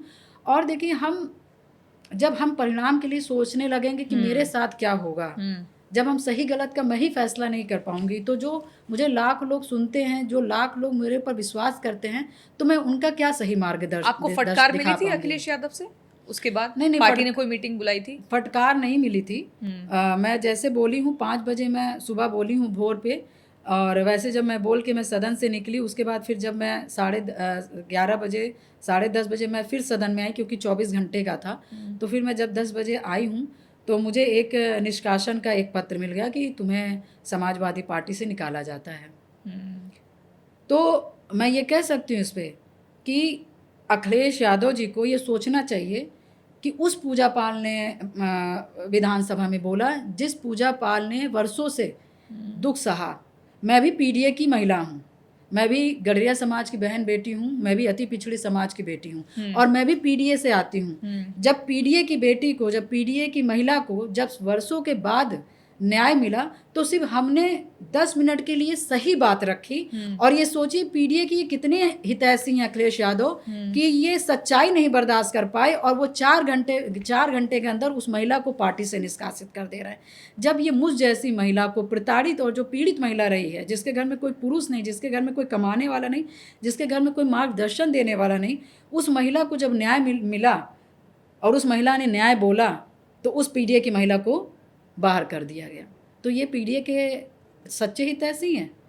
ये सिर्फ पीडीए का छलावा दे करके सिर्फ पीडीए का वोट लेना चाहते हैं 2027 में, बस और कुछ नहीं। और अभी तो ये सत्र चलने नहीं दे रहे हैं। 4 दिन का था, वो 3 दिन में समापन करना पड़ा। देखिए बिल्कुल, क्योंकि इनको उत्तर प्रदेश की जनता से कोई लेना देना नहीं है। उत्तर प्रदेश की जनता के जो मुख्य जो उनके विचार हैं या उनको जो तकलीफ़ है, जो उनको वास्तव में जो उनके बारे में चर्चा होनी चाहिए, उनके बारे में कहीं ना कहीं समाजवादी पार्टी ने नहीं सोचा, समाजवादी के मुखिया ने नहीं सोचा। क्योंकि इतने महीनों के बाद विधानसभा चलती है, विधानसभा जब चलती है तो 25 करोड़ उत्तर प्रदेश की जनता के बारे में वहाँ पे चर्चा होती है। सारे विधायक अपने क्षेत्र की बात रखते हैं और जब बात रखते हैं तो कहीं ना कहीं उत्तर प्रदेश की जनता का वहाँ काम होता है, उनके दुखों का निवारण होता है, विकास के कार्य उनके घर तक पहुँचने का वही रास्ता है। तो वो सब चीज़ों को अखिलेश यादव जी दरकिनार रखते हुए उन्होंने सिर्फ एक मुद्दा रखा जो राम के प्यारे नहीं हुए, जिनके पिता ने सरयू नदी को लाल कर दिया, उस मुद्दे को लेकर के वो विधानसभा में उत्पात करने का काम किए और दोनों दिन विधानसभा को चलने नहीं दिया। ये प्री प्लानिंग से आए थे। मुख्यमंत्री जी का भाषण भी पूरा नहीं हुआ, मुख्यमंत्री जी का भाषण पूरा होने नहीं दिया। ये प्लानिंग से आए थे। इनको पब्लिक की चिंता नहीं थी, जनता की चिंता नहीं। इनको चिंता ये थी कि हम इस मुद्दे को कैसे उत्तर प्रदेश की जनता को दिखा पाएं और कैसे हम उत्तर प्रदेश की जनता को बरगला पाएं, ताकि उत्तर प्रदेश की जनता ये राम जी का जो चढ़ावा है उसके बारे में जान सके कि समाजवादी इसका घोर निंदा की है। अच्छा, विधायक तो सपा की थी जी। प्रयागराज के फूलपुर सीट पर हुए उपचुनाव में बीजेपी प्रत्याशी दीपक पटेल के समर्थन में आप वोट मांग रही थी, ऐसा क्यों? देखिए, क्योंकि देखिए चीज़ें मुझे समझ आ रही थी और क्योंकि मैंने मैं समाजवादी के लोगों का जो विचार देखी तो कहीं ना कहीं बहुत से ऐसे लोग हैं जो मुझे नहीं पसंद करते, तो कहीं ना कहीं उनके बात, उनके जो सुर हैं वो सब समझ आ रहे थे। और रही बात फूलपुर के चुनाव की, तो फूलपुर के चुनाव में देखिए जो मेरे साथ न्याय किया गया, जो पाल समाज के लोगों का मान सम्मान बढ़ाया गया और हमारे समाज के साथ जो एक घटना हुई राजू पाल जी को लेकर के, उससे हम और हमारा पूरा पाल समाज और अति पिछड़ा और पिछड़ा समाज कहीं ना कहीं बहुत दुखित था। और हम जैसे लोगों को, हमारे पाल समाज के लोगों को, अतीक अहमद जैसे लोगों को मट्टी में मिला करके, असद जैसे लोगों का इनकाउंटर करके हमें और हमारे समाज और हमारे अति पिछड़े समाज का बहुत बड़ा सम्मान दिलाने का काम किया गया। तो उस नाते से फिर मैं जो कर सकती हूँ पार्टी के लिए, जो मैं कर सकती हूँ महाराज जी के लिए, जो मैं कर सकती हूँ डबल इंजन के लिए, सरकार के लिए, वो मैंने किया। आपने राज्यसभा चुनाव में वोटिंग के दौरान पार्टी के खिलाफ जाकर बीजेपी को वोट किया, आपको लगा था कि आप ये ठीक कर रही हैं? हाँ बिल्कुल, क्योंकि मैंने किसी से सुना था कि ये वोट आप अपने मन मुताबिक कर सकती हैं, आपको जो पार्टी पसंद हो या जो कैंडिडेट पसंद हो। तो देखिए, मैं कहीं ना कहीं थोड़ी भावुक महिला हूँ, इमोशनल महिला हूँ और मैं यही सोच रही थी। और जीवन में आप समझ लीजिए बहुत लोग मुझे भी कमेंट्स किए, ट्रोल्स किए कि इन्होंने समाजवादी से जीती और वोट दे दी इनको। तो उस समय ये था कि आप अपने मनपसंद आप वोट दे सकती हैं। और इसके पहले भी मतलब मैं 2 बार विधायक रह चुकी। जी जी। मगर मैंने आप मेरा पूरा बैकग्राउंड दिखवा लीजिए। मैंने 2 विधानसभा में 2 बार विधायक में मैंने कभी भी एक वोट क्रॉस नहीं किया। जो कि लोग ने पूछा भी, लोग ऑफर भी देते थे, सब कुछ करते थे, मगर मैंने एक बार भी वोट नहीं क्रॉस किया। मगर मेरे जीवन काल का सबसे बड़ा मुद्दा था अतीक अहमद। और मेरे शहर पश्चिमी और उत्तर प्रदेश का एक मुद्दा था जिन्होंने हजारों जीवन को तकलीफ में और अंधेरे में ढकेल दिया था, वो एक मुद्दा था अतीक अहमद का। तो कहीं ना कहीं जब उसका खात्मा हुआ तो कहीं ना कहीं मैं प्रसन्न थी। और जिस समय आप उठा कर देख लीजिएगा मीडिया में, जब असद का इनकाउंटर हुआ उसी दिन सब लोग, समाजवादी के लोगों ने कहा कि ये इनकाउंटर फेक है, ये इनकाउंटर फेक है। मैं समाजवादी की पहला महिला थी जिसने कहा कि ये इनकाउंटर राइट है। क्योंकि उत्तर प्रदेश में ऐसे घटनाएं हुई कि 18 साल का लड़का हाथ में पिस्टल ले करके खुलेआम ऑन कैमरा में बंदे को जा करके गोली धाएं धाएं मारता है, और मारने के बाद गाड़ी में बैठ करके फुर हो जाता है। और उसके बाद एक ऐसी सरकार है जो उसको ढूंढ करके उसका इनकाउंटर कर देती है। और इनकाउंटर होने के बाद समाजवादी के लोग कहते हैं कि ये फेक इनकाउंटर है, ये फेक इनकाउंटर है। तो राइट इनकाउंटर कौन होता है, मैं आज पूछना चाहती हूँ। क्या वो लड़का राइट था, वो बंदा राइट था जिसने खुलेआम दिन दहाड़े क्या कहते हैं इलाहाबाद में हत्या की? और ऐसे लड़कों को आप बचाएंगे तो फिर कहीं ना कहीं इनका हौसला अफजाई होगा कि एक व्यक्ति को मार करके ये अपना कालर टाइट करते हैं और ये फिर दूसरे हत्या का प्लानिंग करने लगते हैं। जब इनको एक हत्या पे सजा नहीं मिलती है तो ये दूसरे हत्या की प्लानिंग करने लगते हैं, उसमें भी नहीं सजा मिलती तो तीसरे हत्या की प्लानिंग करने लगते हैं। और इसी तरह से इनके हाथ खुल जाते हैं। और कल जा कर के इसी जैसे अतीक के लड़के ने, असद ने किया था, इसी तरह ऐसे असद नहीं मारे जाते तो यही असद दूसरे अतीक अहमद बनते उत्तर प्रदेश का। मुझे बताइए। तो इसलिए मैंने कहा कि राइट इनकाउंटर है। सपा छोड़ने के पीछे या बागी विधायक बनने की जो पीछे असल वजह है वो क्या है? सपा के भीतर सम्मान नहीं मिल रहा था, विचारधारा पसंद नहीं आ रही थी, या आपको अपना राजनीतिक भविष्य कुछ दिख नहीं रहा था? नहीं, विचारधारा नहीं थी। क्योंकि अखिलेश यादव कह रहे हैं कि उनकी पार्टी के विधायक को गुमराह किया गया। नहीं, गुमराह देखिए, गुमराह वो खुद हो जाते हैं। गुमराह वो खुद हो जाते हैं। जिसका प्रकरण है, जिसकी चीज़ें हैं, आप उससे नहीं पूछते हो। आपके अगल बगल बैठे लोग हैं, आपने 2-4 लोग से पूछ लिया, आप फैसला कर देते हैं, तो कहीं ना कहीं बाद में तो पछताएंगे आप कह रही हैं कि अखिलेश यादव कान के कच्चे हैं? बिल्कुल बिल्कुल, क्योंकि वो फैसला नहीं ले पाते, वो फैसला नहीं ले पाते। और यही कारण है कि मैं समाजवादी पार्टी से मेरे विचार मिलने बंद हो गए। इस वजह से मैं समाजवादी से हटने का काम की।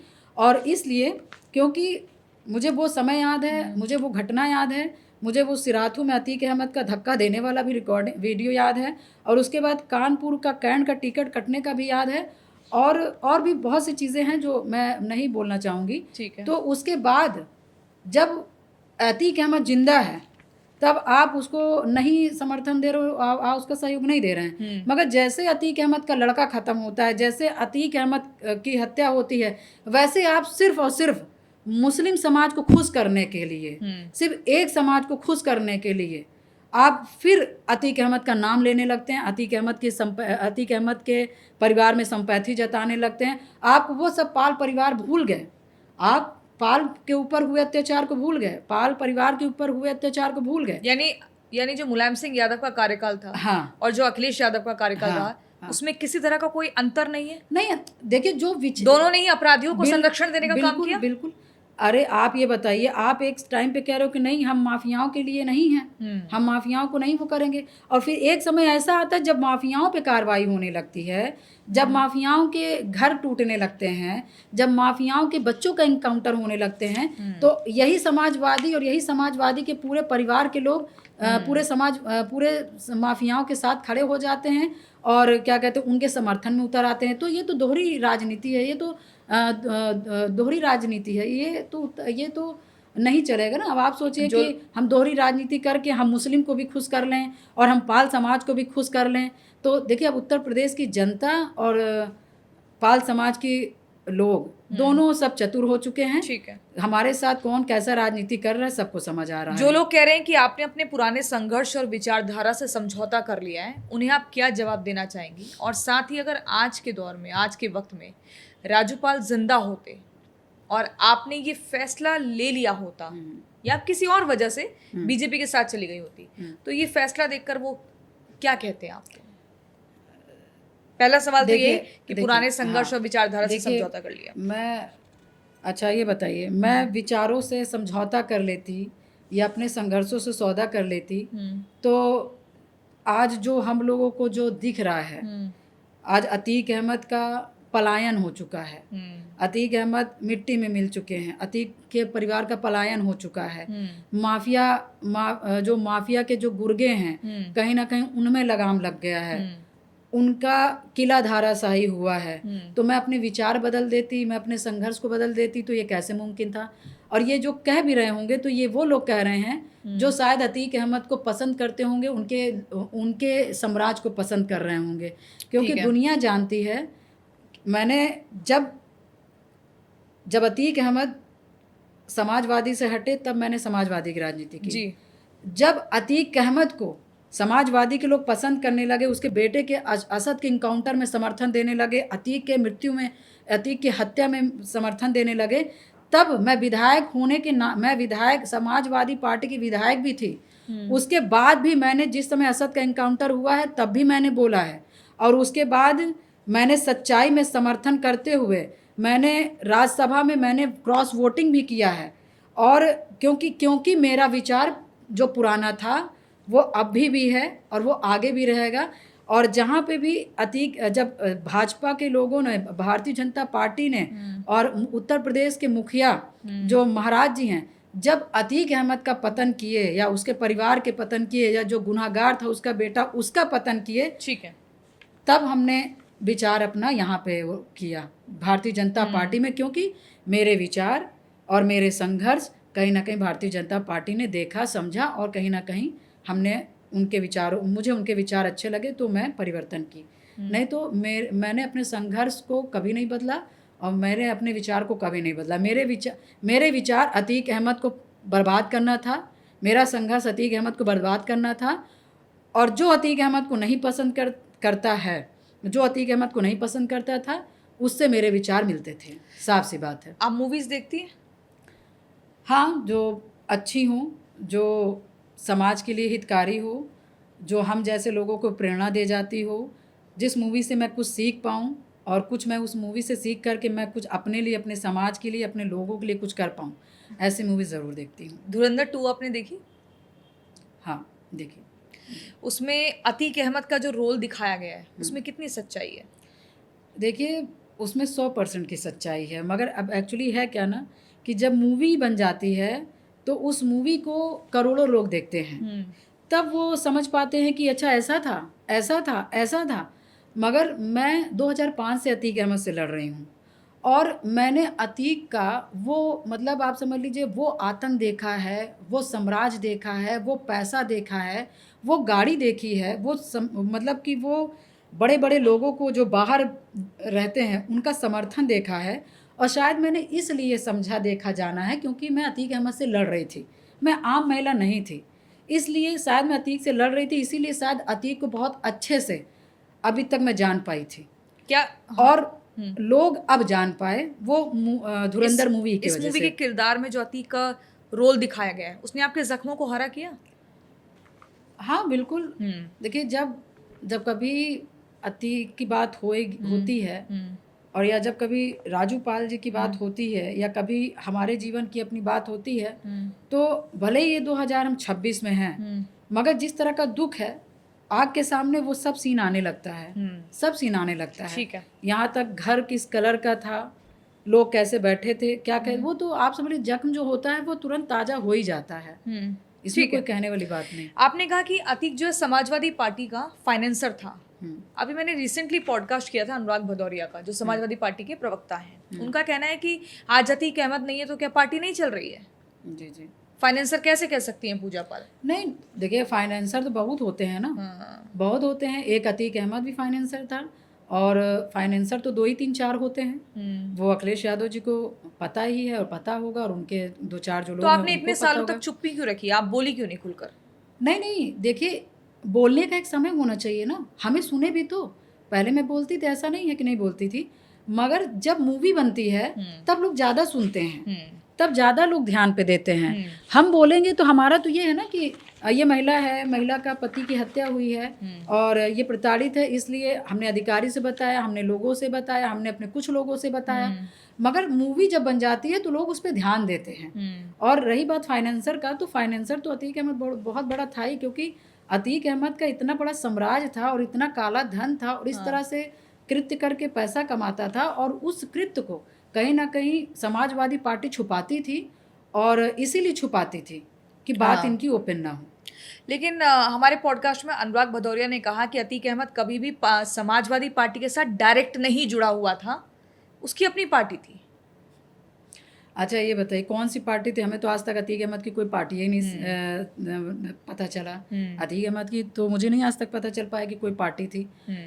एक दो बार अपना शहर पश्चिमी से ऐसे चुनाव लड़े, अपना दल से लड़े, उसके बाद फिर समाजवादी से लड़े। तो क्या जो हम लोग जो सिंबल मिलता है वो गलत है? या आप सब छोड़ दीजिए, तो क्या अतीक अहमद के यहाँ जो घर में मुलायम सिंह यादव गए थे, मुलायम जो अतीक अहमद के कुत्ते से हाथ मिला रहे थे, मुखिया ही हाथ मिला रहे थे वो अतीक अहमद के कुत्ते से, तो ये कौन सी, मतलब आप समझ लीजिए, तो एक झूठ हुआ ना, जो आप पब्लिक को झूठ बोल रहे हैं। आप ऑन कैमरा में आप झूठ बोल रहे हो।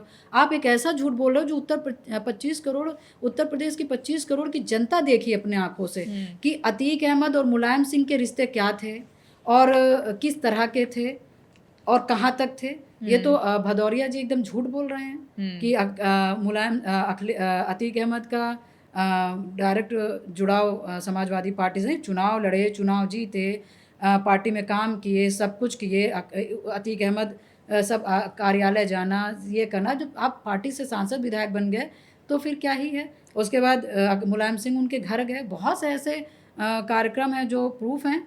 तो ये तो मुझे पता नहीं कैसे आप ये कह रहे हैं कि इतने बड़े नेता होकर के भदौरिया जी ऑन कैमरा में इस बात को कैसे कह दिए। आपने कभी बोला था कि अतीक के मारे जाने का सबसे ज़्यादा दुख अखिलेश यादव को हुआ है, लेकिन उनका ये मानना है कि हमारी पार्टी में माफियाओं को कोई जगह नहीं मिलती है। आपने किस आधार पे कहा कि अखिलेश यादव को दुख हुआ? देखिए, इसलिए क्योंकि देखिए मैं तो विधायक हूँ। हाँ। और क्या देखा था आपने महिला उस दौर में ऐसा? और मैंने अतीक अहमद से दुश्मनी लड़ी है। तो जिस समय अतीक अहमद की हत्या हुई और असद का इनकाउंटर हुआ, उसके बाद अतीक की हत्या हुई, तो कहीं ना कहीं कुछ समाजवादी में कुछ ऐसे लोग हैं जो अतीक अहमद के फैमिली से कहीं ना कहीं फिर से हमदर्दी रख रहे हैं, रख तो रही थे, मगर ये घटना होने के बाद और हमदर्दी रख रहे हैं, बात कर रहे हैं, वो दे रहे हैं, दिलासा दे रहे हैं कि हम आपके साथ हैं। और क्योंकि हर एक चीज़ ऑन कैमरा नहीं होता है, बहुत सी ऐसी चीज़ें होती हैं कि हम आपके साथ हैं, तो भाई या तो हमको ही साथ में रख लो या तो माफिया के ही परिवार को साथ में रख लो। हाँ। उसके बाद जब मुझे पता चला बहुत सी चीज़ों को, तो फिर इस चीज़ को मैंने समझा, इस चीज़ को मैंने बूझा। तो इसलिए मैं कहना चाहती हूँ कि इसलिए मैंने पार्टी को मैंने छोड़ा। कि जो आपने सवाल किया था लास्ट में जी, तो इस वजह से मैंने वो जो मैंने विचारधारा वाला पूछा था आपसे। हाँ। ठीक है, आप मुझे ये बताइए कि सपा के नेता बोलते हैं कि बीजेपी में भी कई ऐसे नेता हैं जिन पर हत्या, लूट, खसोट के आरोप हैं, यानी कि भारतीय जनता पार्टी भी ऐसे लोगों को संरक्षण देती है। देखिए, अच्छा ये बताइए, मुझे लगता है समाजवादी जब सरकार थी तो नेताओं की भी हत्या हो गए, विधायकों की भी हत्या हो गए, और डेड बॉडी भी नहीं दी गई, और किन्हीं की क्या कहते हैं हत्या होने के बाद आप देखिए चुटिया काट ली गई। ऐसे भी मर्डर हुए समाजवादी के सरकार रहते हुए। अभी सपा को लेकर आप क्या क्या और बड़े खुलासे आगे करेंगी? आप आप वेट कर रही हैं कि चुनाव का समय नजदीक आए तो और पत्ते आप खोलेंगी? जो जानकारी रहेगा, जो सही जानकारी होगी, मैं गलत भी नहीं बताऊंगी, जो जानकारी सही रहेगी मैं जरूर बताऊंगी। कुछ ऐसा है जो अब तक आपने नहीं बताया और हमारे पॉडकास्ट में आप बताएं? देखिए, सब लोग जानते हैं, मुझे बहुत कुछ बताने की कोई जरूरत नई नहीं है। जानकारी आप दे दीजिए। नहीं, आप पहले अखिलेश यादव से जुड़ी हुई आप पहले यही देख लीजिए ना कि जब समाजवादी की सरकार थी तो आम किसान की हत्या होती थी जमीन के लूटपाट के खातिर। बहन बेटियों को उठा लिया जाता था उनकी इज्जत आबरू को लूटने के खातिर। मुलायम सिंह का दौर था ना? मुलायम सिंह का दौर था। और आपने वो भी दौर देखा कि विधायकों की भी हत्या हो गई। मगर मैं आपसे पूछना चाहती हूँ कि जब से महाराज जी की सरकार है, जब से महाराज जी की सरकार, ऐसा कौन विधायक, सांसद या ऐसा कौन सा माफिया है जो सड़कों पे जो खुले आम राइफल चला रहा हो, पिस्टल चला रहा हो या लोगों की हत्या कर रहा? मुझे एक अपराधी लोगों की बात बताइए। अभी जो हो भी रहे हैं वो आपस की लड़ाई में हो रहा है, आपस के घर जमीन बांटने और उसमें हो रहा है। मगर जब से योगी आदित्यनाथ जी, महाराज जी की सरकार आई है, तब से ये जो माफिया जो सड़क जो एकदम खुले सड़कों में जो गाड़ी से ऐसे राइफल निकाल करके और अपने गुर्गों को भेज करके खुलेआम सड़कों में मतलब पटक करके उनकी जो हत्या करते थे, मतलब कि राइफल से सटा के जो सड़क में हत्या करते थे, इस तरह का तो अपराध इस समय नहीं सुनने को मिल रहा है। और जो इस तरह का जो माफिया जो इस तरह का क्राइम कर रहे हैं, पहली बात तो कोई कर नहीं रहा है, क्योंकि महाराज जी ने बातों बातों में कहीं ना कहीं वार्निंग तो दिया ही है। कि हमारे सरकार में मेरे रहते हुए कोई भी इस तरह का कोई घटना किया और कोई भी अपने आप को चाहे जितना बड़ा कोई माफिया मानता हो, मेरे सरकार में इस तरह का माफियागिरी नहीं चलेगी। या तो छोड़कर आधे लोग भाग गए, या तो लोग सरेंडर हो रहे हैं, और या जो नहीं सरेंडर हो रहे थे वही माफियागिरी कर रहे थे तो उनको मट्टी में मिला दिया गया। आपने मुख्यमंत्री योगी आदित्यनाथ को धुरंधर मुख्यमंत्री क्यों कहा?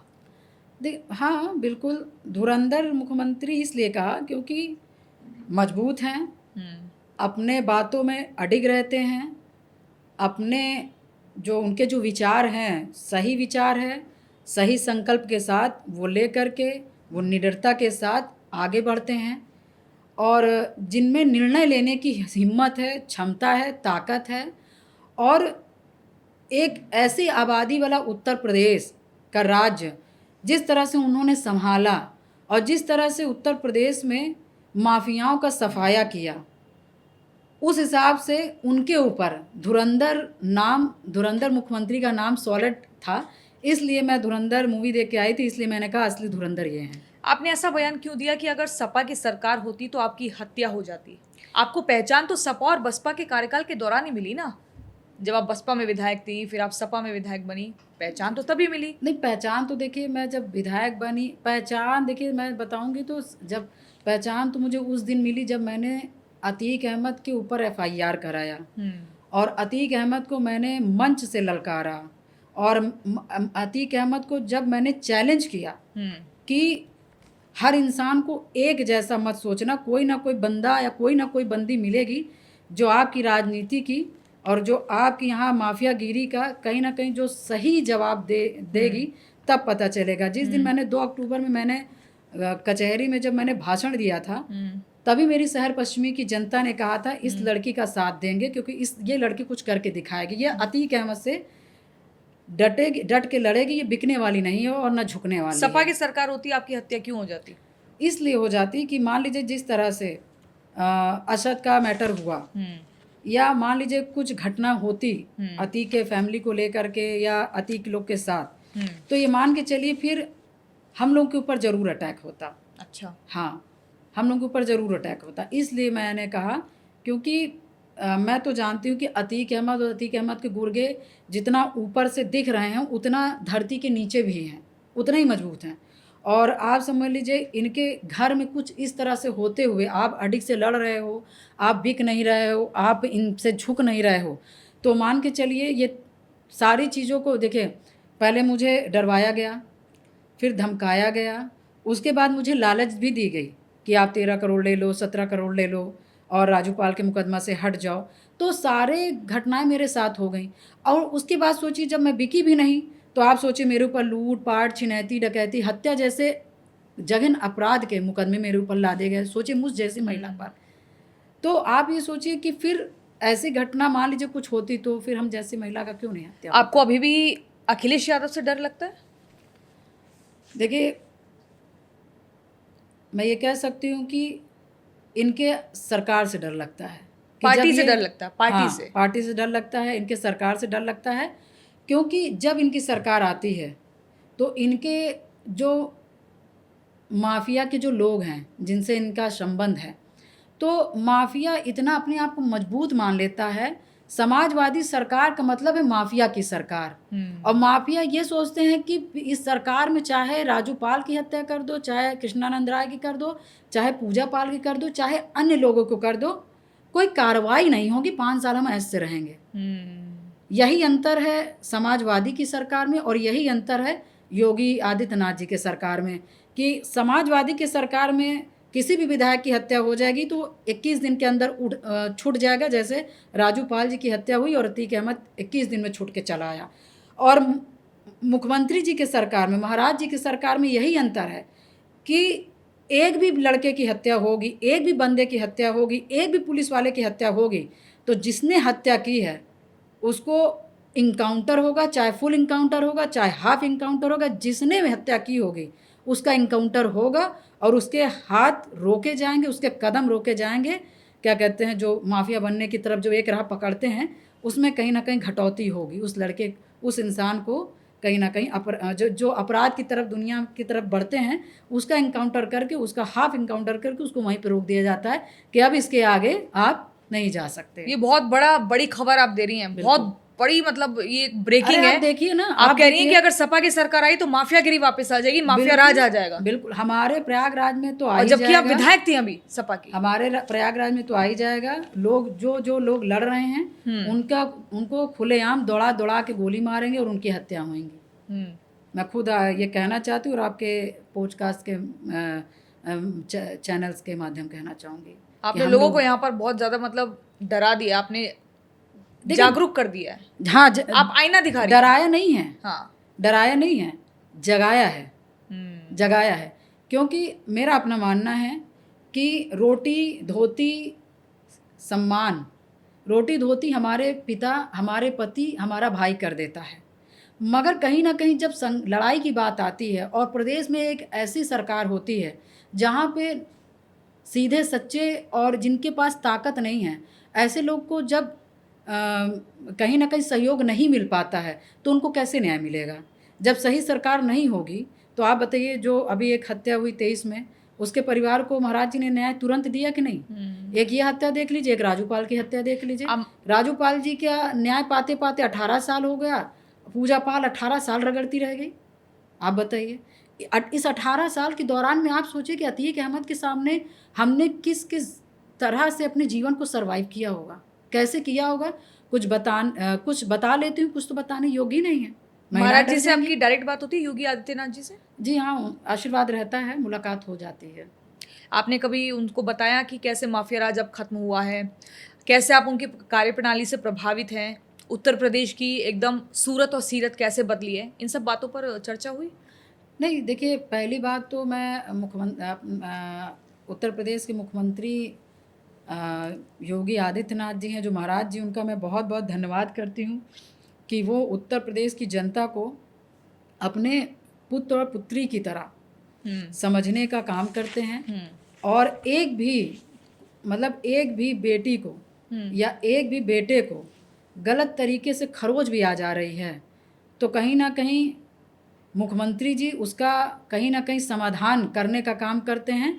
और बहुत ज़्यादा मतलब विकराल या विरले टाइप का घटना है तो मुख्यमंत्री जी उस बेटे को न्याय देते हैं, उसका हाफ इनकाउंटर करके। आपकी मुख्यमंत्री जी से, योगी आदित्यनाथ जी से चुनावों को लेकर कुछ बातचीत हुई? अभी जो 27 के चुनाव हो रहे हैं। नहीं, चुनाव को लेकर के कोई बात नहीं होती है। बस आखिरी मुलाकात कब हुई थी? होती रहती है, क्षेत्र के कार्यों को लेकर के और लोगों की समस्याओं को लेकर के होती रहती है। क्या कह रहे हैं कि संगठन को मजबूत करिए, संगठन को मजबूत करिए, क्षेत्र में लगिए, क्षेत्र के लोगों की सुनती रहिए, प्रजा के लोगों के साथ में बने रहिए, उनके दुख तकलीफ को अपना दुख तकलीफ समझ के कार्य करते रहिए। यही आपका असली सेवा है। बीजेपी में कहीं से आपको हिंट मिला कि आपको आगे मंत्री बनाया जा सकता है अगर नहीं, टिकट मिला तो? नहीं, इस तरह की कोई बात नहीं हुई, इस तरह की कोई बात नहीं होती है। और क्या जिम्मेदारी आपको दी जा रही है अभी इन दिनों चुनावों को लेकर, क्योंकि बड़ा चुनाव है?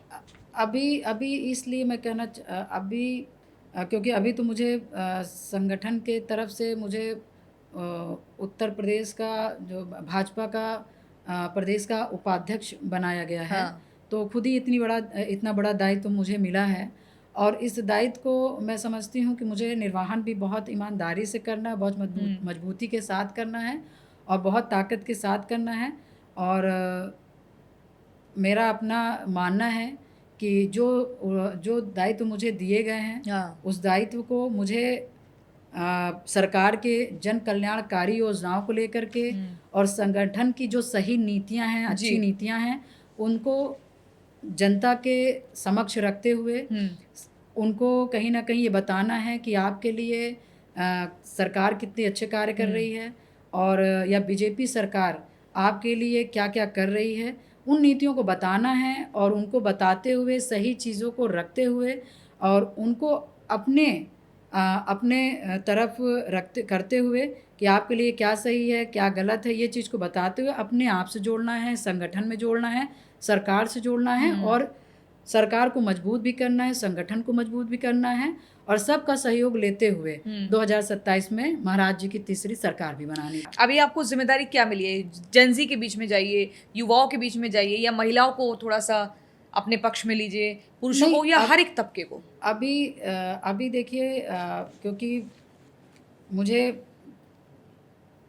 संगठन के जो नीतियां हैं उसको लेकर के सभी वर्ग विशेष के लोगों के बीच में जाना है। चाहे वो महिला हो, चाहे वो पुरुष हो, चाहे वो युवती हो, चाहे वो युवा हो, चाहे वो किसान भाई हो, चाहे वो शिक्षक भाई हो, कोई भी हो, उन सब के बीच में हम लोगों को जाना है, अपनी बातों को रखना है। हमने जो आज इतने वर्षों से जो डबल इंजन की सरकार उत्तर प्रदेश और देश की जनता के लिए किए हैं, उनके बीच में जाना, अपने सही कार्यों को गिनाना, बुराई नहीं करना है, अपने सही कार्यों को गिनाना है, और जो लाभ पाए हैं उनको बताना है, और कौन सी सरकार आपके लिए सही रहेगी, और आप इनके रहते हुए कितना सेफ हैं, हमें इस पे ही चर्चा करना है।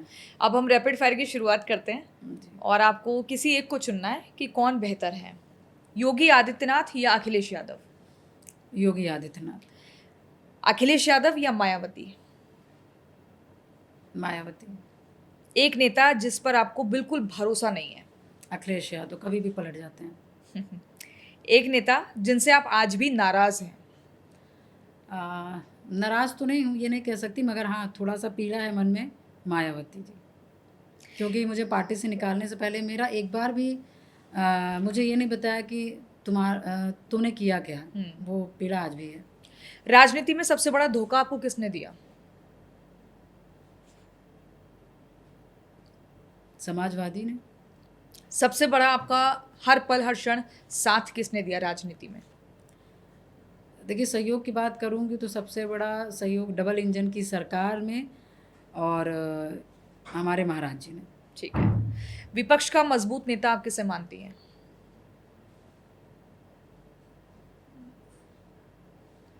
या विपक्ष आपको एकदम कमजोर लगता है, या लगता है अभी भी मुद्दा? अपना सवाल फिर से करें। विपक्ष का मजबूत नेता आप किसे मानती हैं? किसी को नहीं, क्योंकि मुझे लगता है कि हमारी जो उत्तर प्रदेश की जनता है वो विपक्ष को भी विपक्ष की तरह नहीं रखी है, अच्छा, छोड़ी है। तो इसलिए मैं कहना चाहती हूँ कि विपक्ष भी इतना मजबूत नहीं है। अगर आप राजनीति में नहीं होती तो आज पूजा पाल क्या कर रही होती, किस क्षेत्र में होती? ये पूछ सकती हूँ कि शादी के पहले या शादी के बाद? शादी के पहले भी बता दीजिए और शादी के बाद भी बता दीजिए। देखिए, शादी के पहले वाली ज़िंदगी के लिए मैं ये कह सकती हूँ कि जैसे थी, अपने पिता के यहाँ बहुत खुश थी, बहुत अच्छे से थी, और सब परिवार के साथ बहुत अच्छा जीवन मेरा चल रहा था। तो कहीं ना कहीं आज भी चीज़ें ऐसी नहीं होती, तो अपने परिवार के साथ बहुत अच्छे से रहती, और जो मैंने सोचा था कि अपने जीवन में पढ़ लिख करके कुछ अच्छा करना है, तो शायद उस मुकाम में होती। पूजा पाल के ऊपर अगर वेब सीरीज बने तो उसका नाम क्या हो? इसमें मैं ये कह सकती हूँ या तो ब्लैक सिंदूर या संघर्ष से शक्ति तक। ठीक है, अब आपको वन वर्ड में बताना होगा जिसका मैं नाम लूंगी कि उसको सुनने के बाद आपके जहन में क्या आता है। राजू पाल। पाल समाज की योद्धा। ठीक है। अतीक अहमद। क्योंकि उन्होंने हमें भी प्रेरणा दी लड़ने के लिए। राजू पाल जी ने समाज के युवाओं को भी लड़ने का एक वो दिया कि आपके ऊपर अत्याचार होता है और तो आप बढ़ो, आगे निकलो और अत्याचार ना सहते हुए सामना करके अपने मंजिल को पाओ। तो राजू पाल जी को मैं मानती हूँ कि पाल समाज के योद्धा हैं। उन्होंने सबको एक वो दिया, विचार दिया कि आप एक अच्छे विचार के साथ आप जियो, आप गुलाम नहीं हो, किसी की गुलामी नहीं करना चाहिए। अतीक अहमद। आतंकवादी। अखिलेश यादव। परिवारवाद। शिवपाल यादव। शिवपाल यादव जी ऐसे हैं कि वो उम्मीद पे जी रहे हैं। मायावती।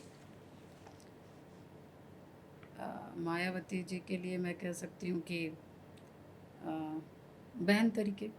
ठीक है, बहुत बहुत शुक्रिया पूजा पाल जी अपना कीमती समय देने के लिए।